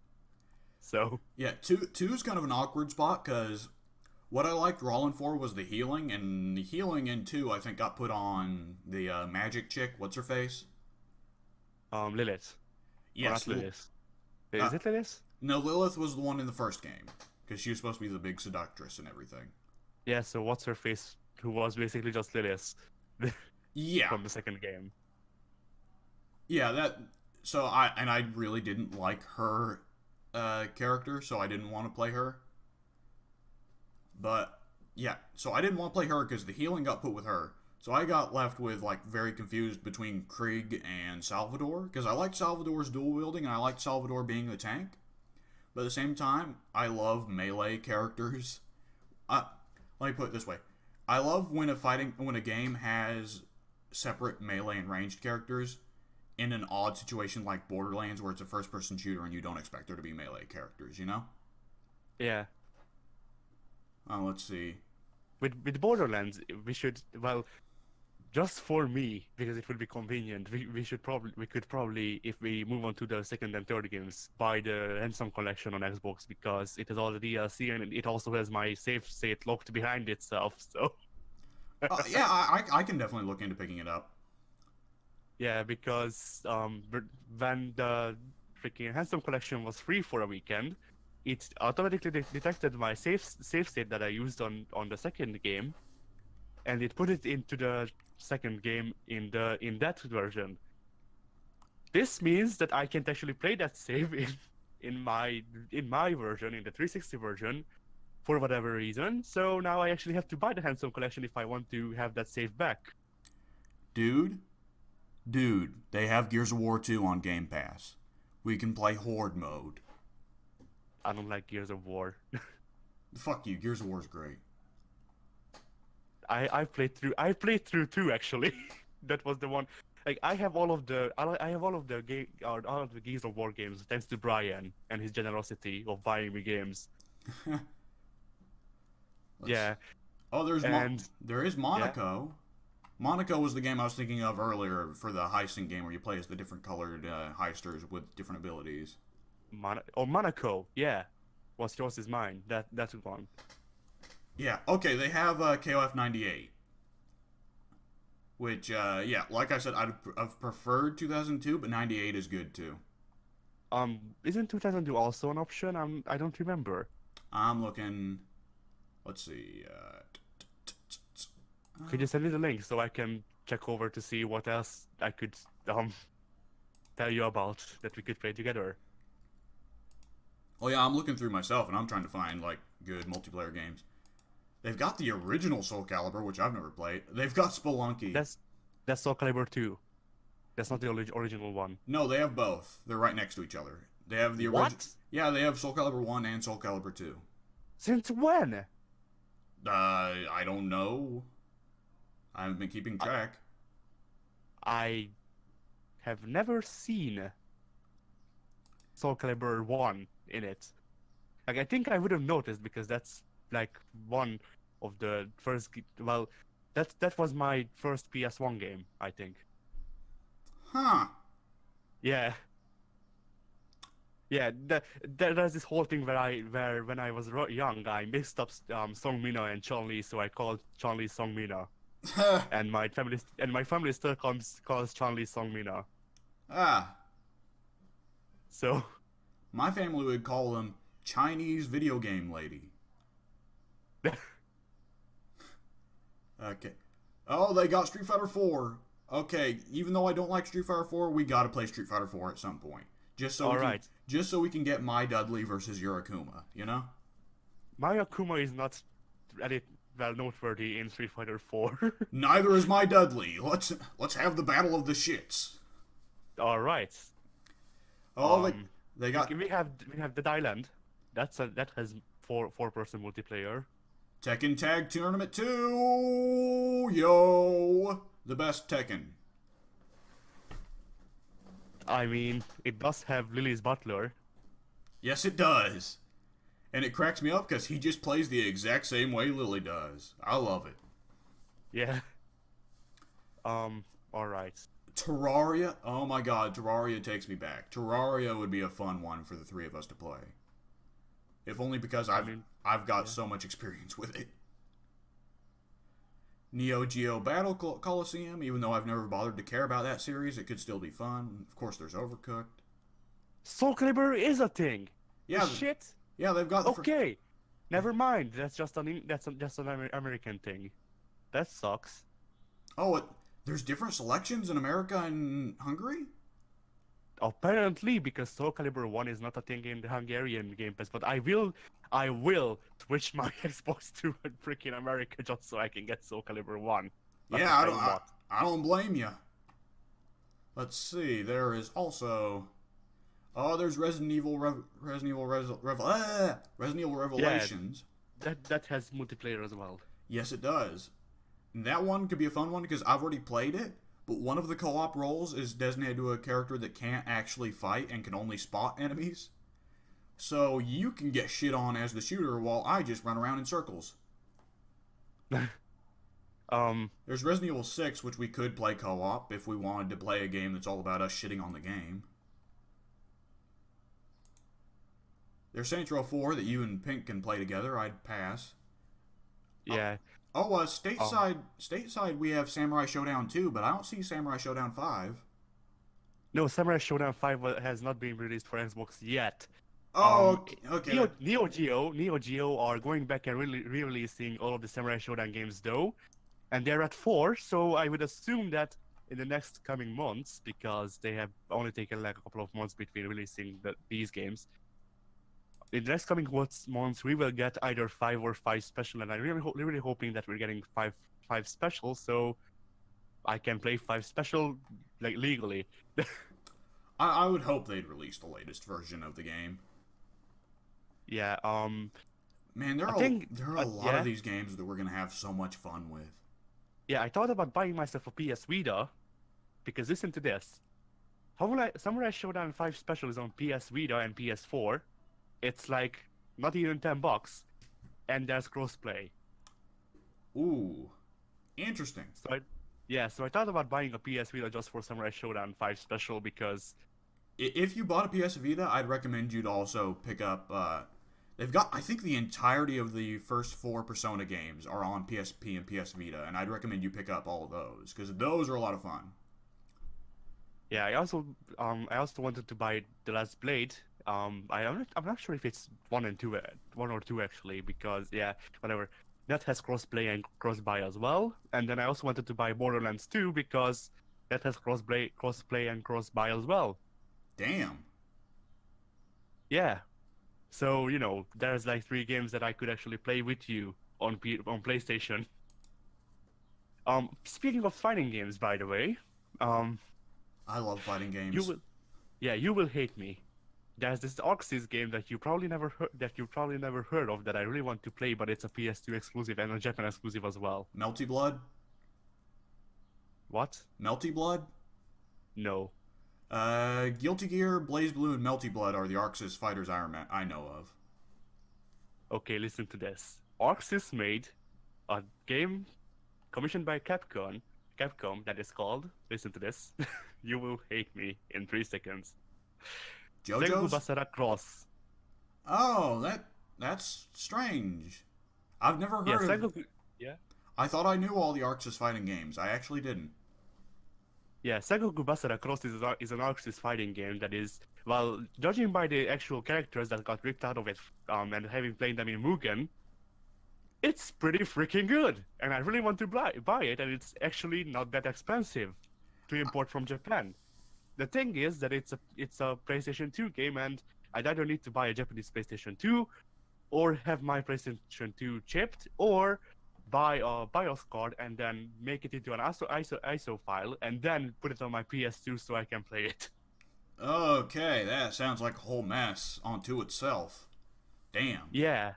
So then there's also the thing where I want to play it with you guys. So my only real option would be to get myself on better PC, get myself EPSX2, get myself the game, and then because EPSX2 can actually read the discs you put into it, the PS2 discs, actually play it legally with you guys with NetPlay.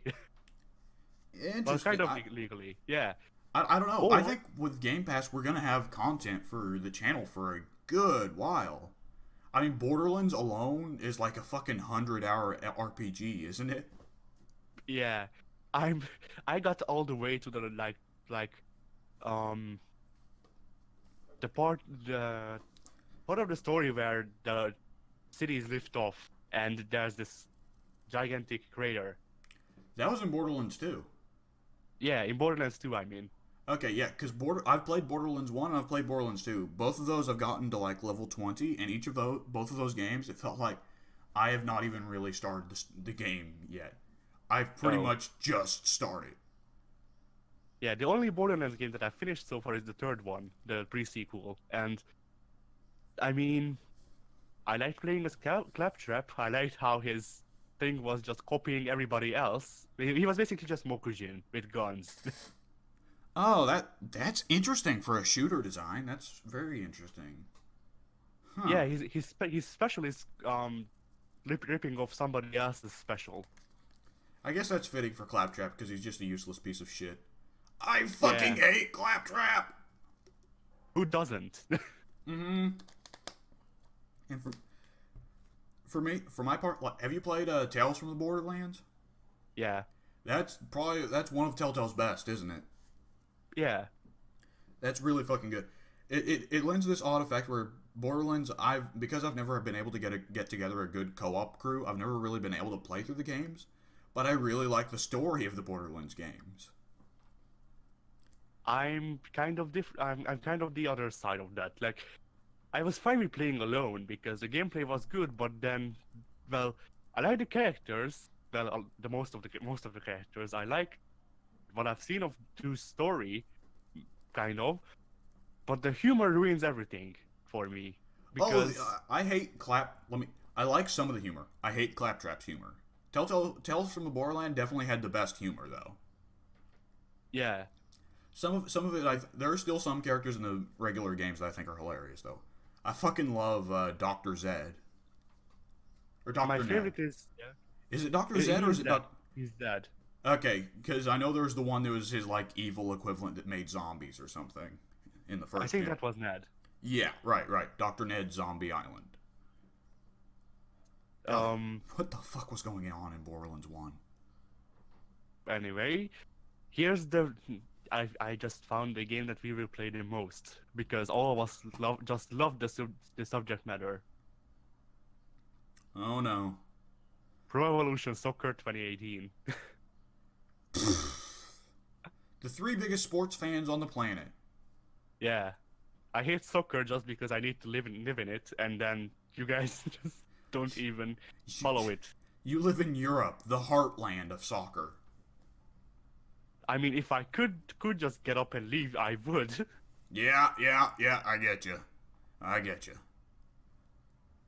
Oh Ooh, man. here's another game that we could play together just to shit on it.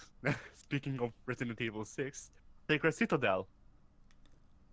I don't know if that one's even worth shitting on, you know? I mean, it's 3 hours. If nothing else, we can play through it in a sitting. Actually, it's 3 hours solo, so it's not even that. God.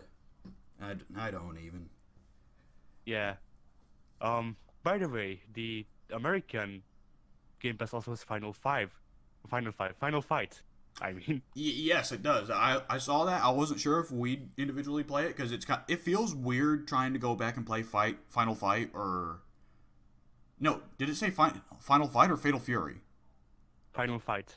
Oh, Final Fight. Damn, I didn't see that. Let me go check. Let me go take a look. It's on the first page if you have it set to 50. I thought it was Fatal Fury. No, Okay. it's Final 5 DB Impact, or I think that it says DB. Hang on, let me take a look. Okay, the list is fucked up. Give me a second. Okay, there we go. I unfucked the list.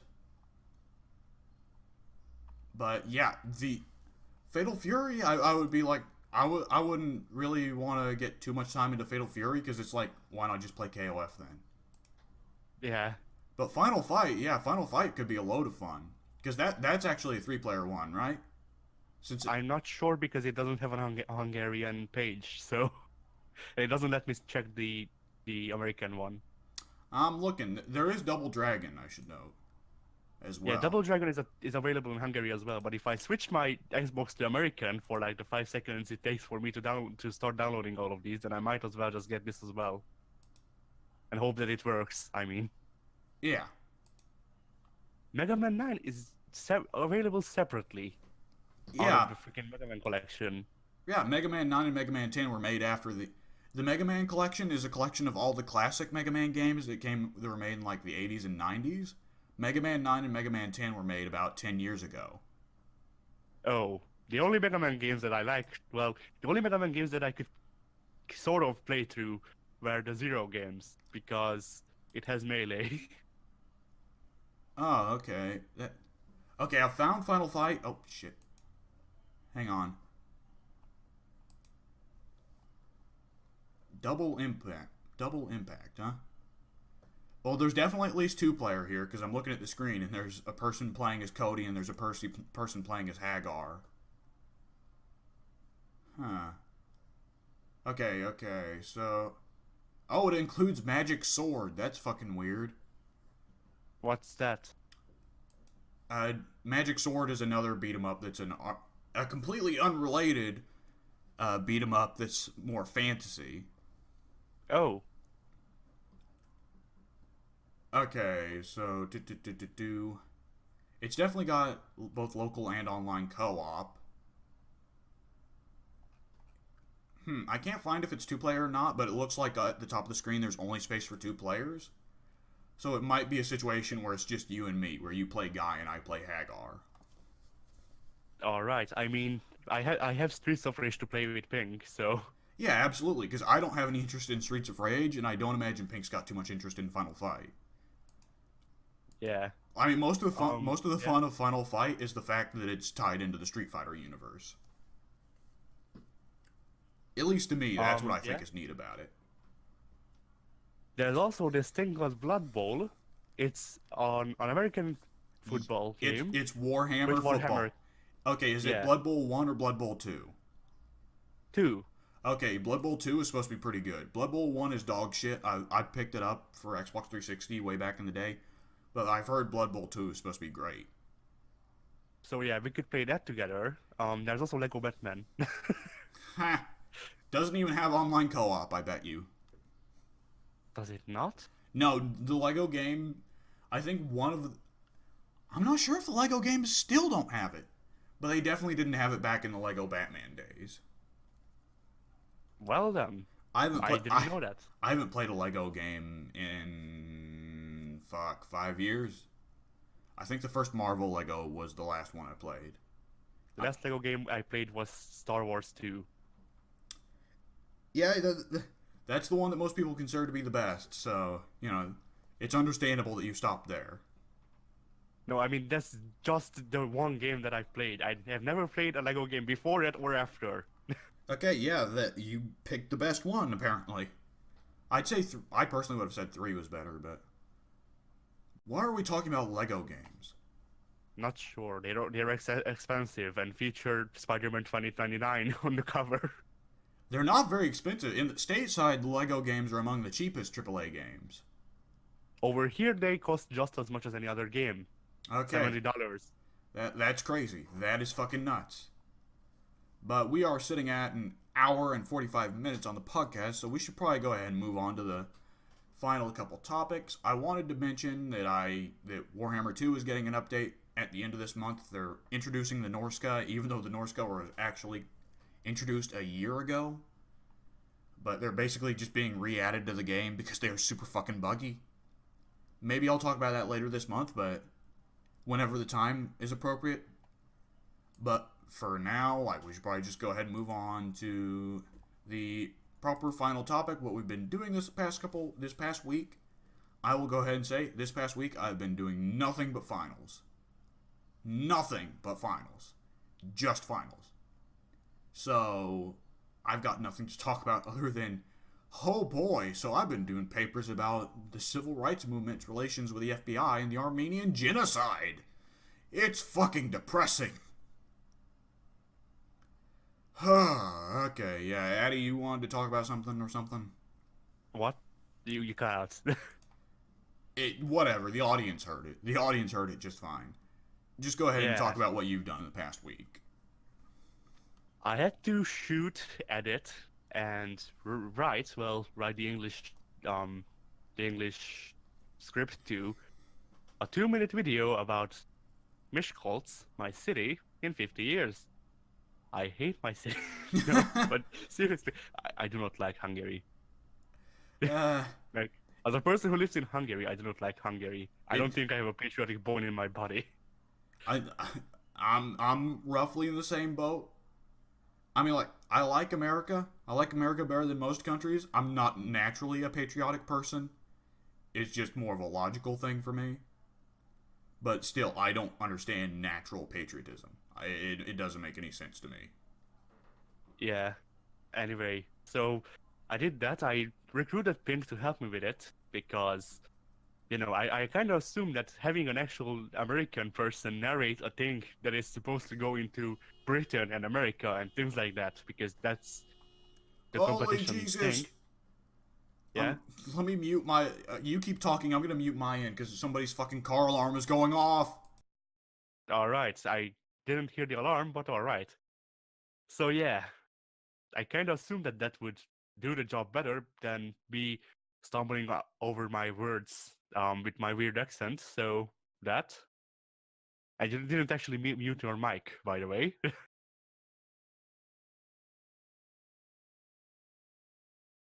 Okay, yeah, it's over. I had muted it for the recording, but I hadn't muted it on Discord, so you could still hear me. But yeah. All right. Anyway, I did that. I would have needed to do a video for the bloody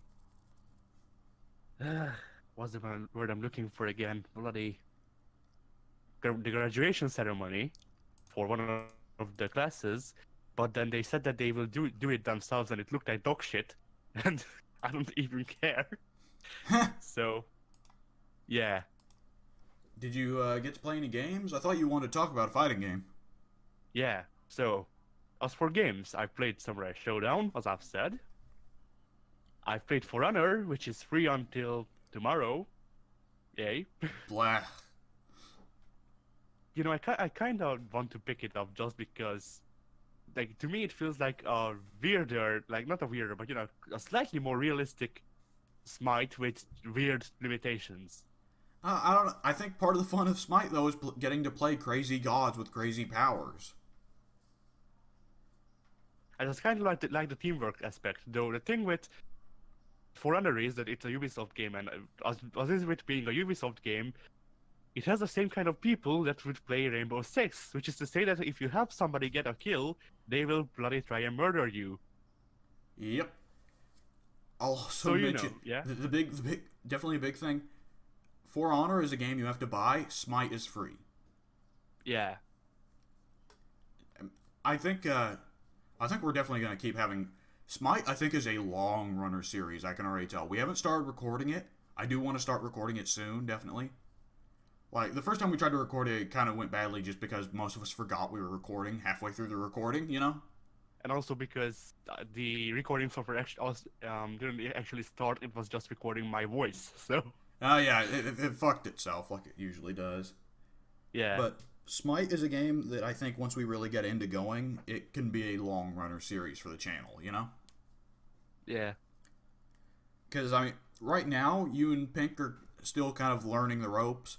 Pink hasn't properly found a main, and you're kind of still having trouble stepping outside of Anubis and Loki. But I think over time, you'll both find a vast variety of mains. Because Smite isn't the kind of game where you only try to be good at one or two or three characters like a fighting game. It's a kind of game where you want to cycle between different characters. At least Yeah, partially I just tried. at, Yeah. at least partially just for fun, just to mix it up. Yeah. The thing, I tried Izanami after I bought her and we played together with her. Yeah, and you did Like yeah, you did very well with Izanami. yeah, I tried Izanami the day after that with Pink, and she got murdered. And I didn't throw her out the window. I mean, you know, the thing is that I really need to practice her getaway. And I also don't really like her ult, being her ult, because one of the biggest things that I like about Anubis is that he has the overtime damaging area of effect thing, the hands. Yes. And yeah, and Izanami doesn't have that. She has an area of effect explosion that is her ult. So I can't use it as much as I'd want to. And when I do, people get out of it like 5 out of 6 times. So Well, the thing is with some ults like hers and Emir's are not designed to cause damage. They're designed to cause people to scare people off, to get people to leave. Because moves like that have a ton. They are telegraphed very hard, but at the same time they deal so much damage that you'd have to be stupid to stay in the area. yeah, So, so aside from that, I mean, once you actually upgrade her attack speed, I like her. I the only thing that I don't really like about her, but that's more the build that the game suggests with the popular dab, is that she has no life or yeah, she has no life steal, and everything I do, I need life steal because I never played characters who actually have any meat on them. So uh, some hunters use lifesteal, some hunters don't. Amazinkob, I think, has a few popular lifesteal items, and that's largely because Amazinkob already makes use of the beehives to heal himself, so Amazinkob can be a little bit meatier than your average hunter. Izanami is more so devoted to the idea of playing similar to an assassin, correct? She has a cloak, doesn't she? yeah, that's what I need to learn because her thing is that she or you highlight where you want her to come out of the ground, and once she does, she has a cloak for a couple of seconds. Okay, that's interesting, because that makes her play a bit more like Loki or your more typical assassin than your average hunter. Yeah, But because she's a hunter, she also has more ranged capability, of course. And I yeah. think, Izanami I'd say is a mix between Loki and Anubis. yeah, Like the weirdest mix, but still a mix. yeah, and I think that's the thing with Izanami is because she has those benefits. At the same time, she has to be really squishy to make up for it. Yeah. I liked it when we played Arena with Pink, and both of both our team and their team had an Izanami, so we just had an Izanami off. Like that, there was this whole warfare going on, and then just the two Izanamis fighting each other. Dude, you have not lived until you've seen a Hercules versus Hercules match. Because Hercules has a move where if he pops it, He picks up a boulder. yeah, that, but also he has a move that basically is supposed to be like Wolverine style health regen. And he gets more health regen the more damage he takes while the buff is active. So you'll get these times where two Hercules will just be running up and smacking each other in the face repeatedly, and because they've got that health regen buff, every bit of damage they take or deal is regened. So it's just two Hercs smacking each other and then immediately healing from their wounds ad infinitum. Oh, It's great to see when it happens. but yeah, as for the other ones, like Nox, I don't think I will really want to keep playing her because Soon said that she's a better Anubis, and I mean I can see that, but she's probably a better Anubis in somebody's hands who actually knows what they're doing. I'm not, especially with her thing where she possesses people. Nox requires two things. First, because she's weird, she requires a lot of practice to get used to how she plays. The second is communication. because you need, like, you can't do it on the fifth guy on our team that we're not talking to, because he's never going to do it right. You need to warn me or Pink or Soon beforehand so that we know to charge in with it. And you can't just pop it on someone who's low on health because they don't want to go into the fight. They want to get out. So that's the whole thing with Nox, is it requires a lot of communication with the teammates. But yeah, I'm still looking for somebody who's basically just Anubis but buff. Like just give Anubis steroids and I'm set off. Well, the thing with Anubis is he's so squishy because he deals so much fucking damage. And because you can sacrifice maybe his area of effect, or you can sacrifice his ability to stun people with the mummy wraps. But you aren't going to get a character who deals a ton of damage in a good area, is also very tanky. You won't get all of that because then it's just too powerful of a character. Yeah, I know, but basically all I'm looking for in characters right now is just be Anubis, only with a different name. Just because Anubis is basically just my character. Anubis is who I want to be because he's a trap character.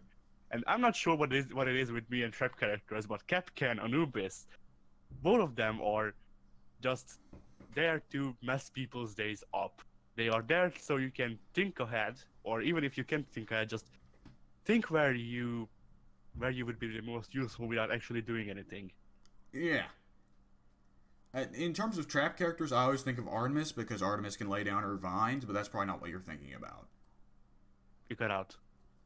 It doesn't matter anyways. I can't think of any tanky characters with big area of effect stuff. That might be something you want to bring up with Soon. Because there might be... Amir's got some area of effect stuff, but it's not great. Hades has definitely some... Hades has some good area of effect stuff. You might want to look into Hades. With that said, Hades isn't the tankiest guy on Earth. He is tankier than your average mage, but he's not very, very tanky. I mean, have you seen what I do with Anubis? So, like, I just rush into people. I don't need anything more tankier than Anubis, I don't think. I mean, they kill me, but I still do rush in and get, like, half their health down. Yeah. But... So yeah, you haven't done anything else this past week? I played Devil May Cry 4. Oh, okay. How far did you get in it? Mission 4 or 5. Okay, so you're still deep into the Nero campaign, huh? Yeah. When is it going to be over? I think it switches to Dante at like... Oh, I don't even want to know. Part of what turned me off of Devil May Cry 4... Like, there's so much to love about Devil May Cry 4, but the biggest turnoff is the fact that you have to play as Nero before playing as Dante. Nero is what I'd say is freaking Dante Light. Like, he's the sugarless Dante. Nero is an entirely different character from Dante. I mean, just looking at them, that was the first impression I got of him. In terms of character design, they're very similar, yes. But... Yeah? Nero, I want to say the controls changed from Nero to Dante either at like... You cut out again. Either at like mission 14 or 15, I want to say, is around the point where it switches to Dante. But I think the last 3 missions might switch back to Nero too, so I don't know. Okay, and would you recommend me going with Devil Hunter mode if I haven't played the Devil May Cry game and the only freaking Devil May Cry like experience I have is Devil Kings? What is Devil Hunter mode? It's either normal or hard. I'm not sure. I personally wouldn't recommend you go with it, but that's just because I've played Devil May Cry for years and I'm still not good at it. So, and that's how I am. With that said, like Devil May Cry 4, you're playing the special edition, right? Yeah. Okay, yeah, Special Edition is much nicer than regular Devil May Cry 4 to play. Because if you don't want to touch Nero, then you can play through the entire game as Virgil. Or Lady. And you get Trish later in the Lady campaign. So, yes, okay, I'm thinking correctly. I started up a playthrough with Virgil, but Like I don't know if I'm missing, major plot points or not with where he is when I Oh, play as him because yeah, you totally are, because Virgil only gets one cutscene. He gets the starting that's the cutscene and intro. that's it. Yeah. Yeah, just the intro. But for me, like Devil May Cry, a big part of Devil May Cry is the gameplay. So Yeah, as for the gameplay, man, can freaking Sengoku Basara not deny being made from Devil May Cry? Just going by this game's gameplay and that game's gameplay. Ooh, well, Devil May Cry is definitely one of the codifiers for 3D beat 'em ups. But But no, I mean the whole feel of the controls. I mean, like the controls differ a lot because in Basara you have light attack or heavy attack, and then you also have modifiers. In this game, you have one attack, you have the gun, and then you have modifiers. So there's some differences, but just how it feels to walk, how it feels to run, how it feels to hit people is similar in a lot of places. yeah, well, Devil May Cry is a little bit different from most other beat 'em ups in terms of you need to use the guns a lot to extend your combos. Because the just doing launchers into combos raw isn't going to cut it most of the time. Which is that what you're doing so far with Nero? Because I always had a problem with Nero's revolver trying to get that done, and it's kind of awkward. With Nero, what I've done is upgraded his grab reach, the devil hand grab or whatever it is. Yeah, that's pretty much Nero's grabs are his best part. Yeah, and so what I've been doing is, I grab the guy, I hit him 3 times, I launch him in the air, I hit him down on the ground, and then I grab him again and repeat. Whatever combo works, man. Yeah, I've been getting constant Bs with it or normal, so Yeah, I the Devil May Cry combo system isn't exactly like that because the Devil May Cry combo system mostly works on a not getting hit while still hitting regularly. It's not like say Street Fighter combos where a Street Fighter combo is registered by how many hits you're able to get in that properly linked together without your opponent getting an opportunity to block or dodge or parry. yeah, Whereas here in Devil May Cry, it's about did you hit the guy 3 times, you haven't got hit. The combo meter has a timer that goes down for a little bit, and if you let the timer run out, then the combo ends and whatever, that's lame. But if you hit while the timer's still going, then it keeps going. So as long yeah, as you can keep it's up yeah. as long as you can keep up a streak of not getting hit while still getting out lots of hits, you can keep the combo meter going. Yeah, this is the same in Sengoku Basara. Okay. Just so you know.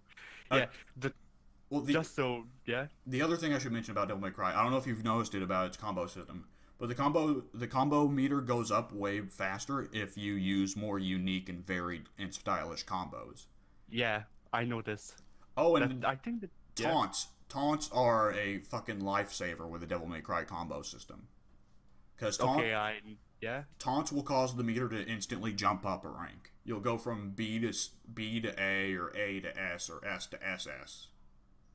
Oh, I have not noticed that. Yeah, taunts are a vital part of it. All right then. Well, I'll need to check what tons are again so I can try that out.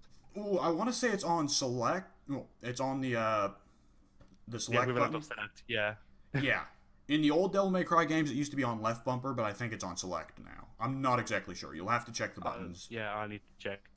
But yeah, as for combos and Sengoku Basara, the newest game, which was released in August last year, actually the year before that, so it's like 2 years old now. Anyway, um, they did this thing which a lot of people didn't like, and I kind of liked it. I mean, yeah, we'll come back to that.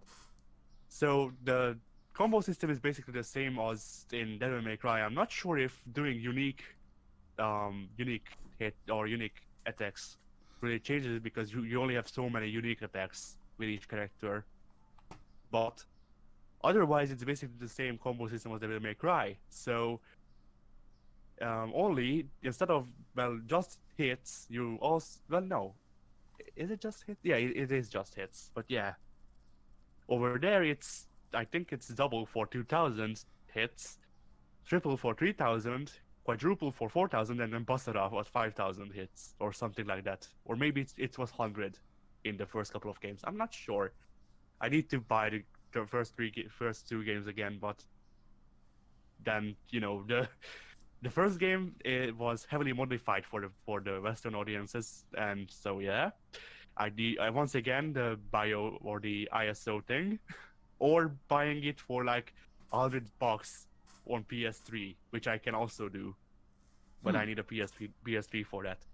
Yeah, you can buy a thing or a pack of all of the Sengoku Basara games for the PS3 that have been released for the PS3 for $30 or for $30, but yeah, for 30,000 forints. So that would be like $100 Jeez. plus shipping.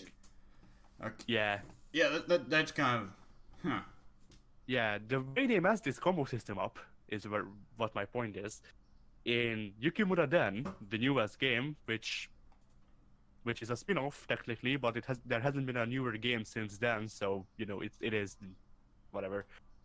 In Yukimura Den, they introduced two new versions of them. Well, actually, two new versions of both of the protagonists, because both of them got a kid version because story reasons, and then both of them got an outdated personalized style version, which I'm not sure how it makes sense since all of them have unique styles anyway, but whatever.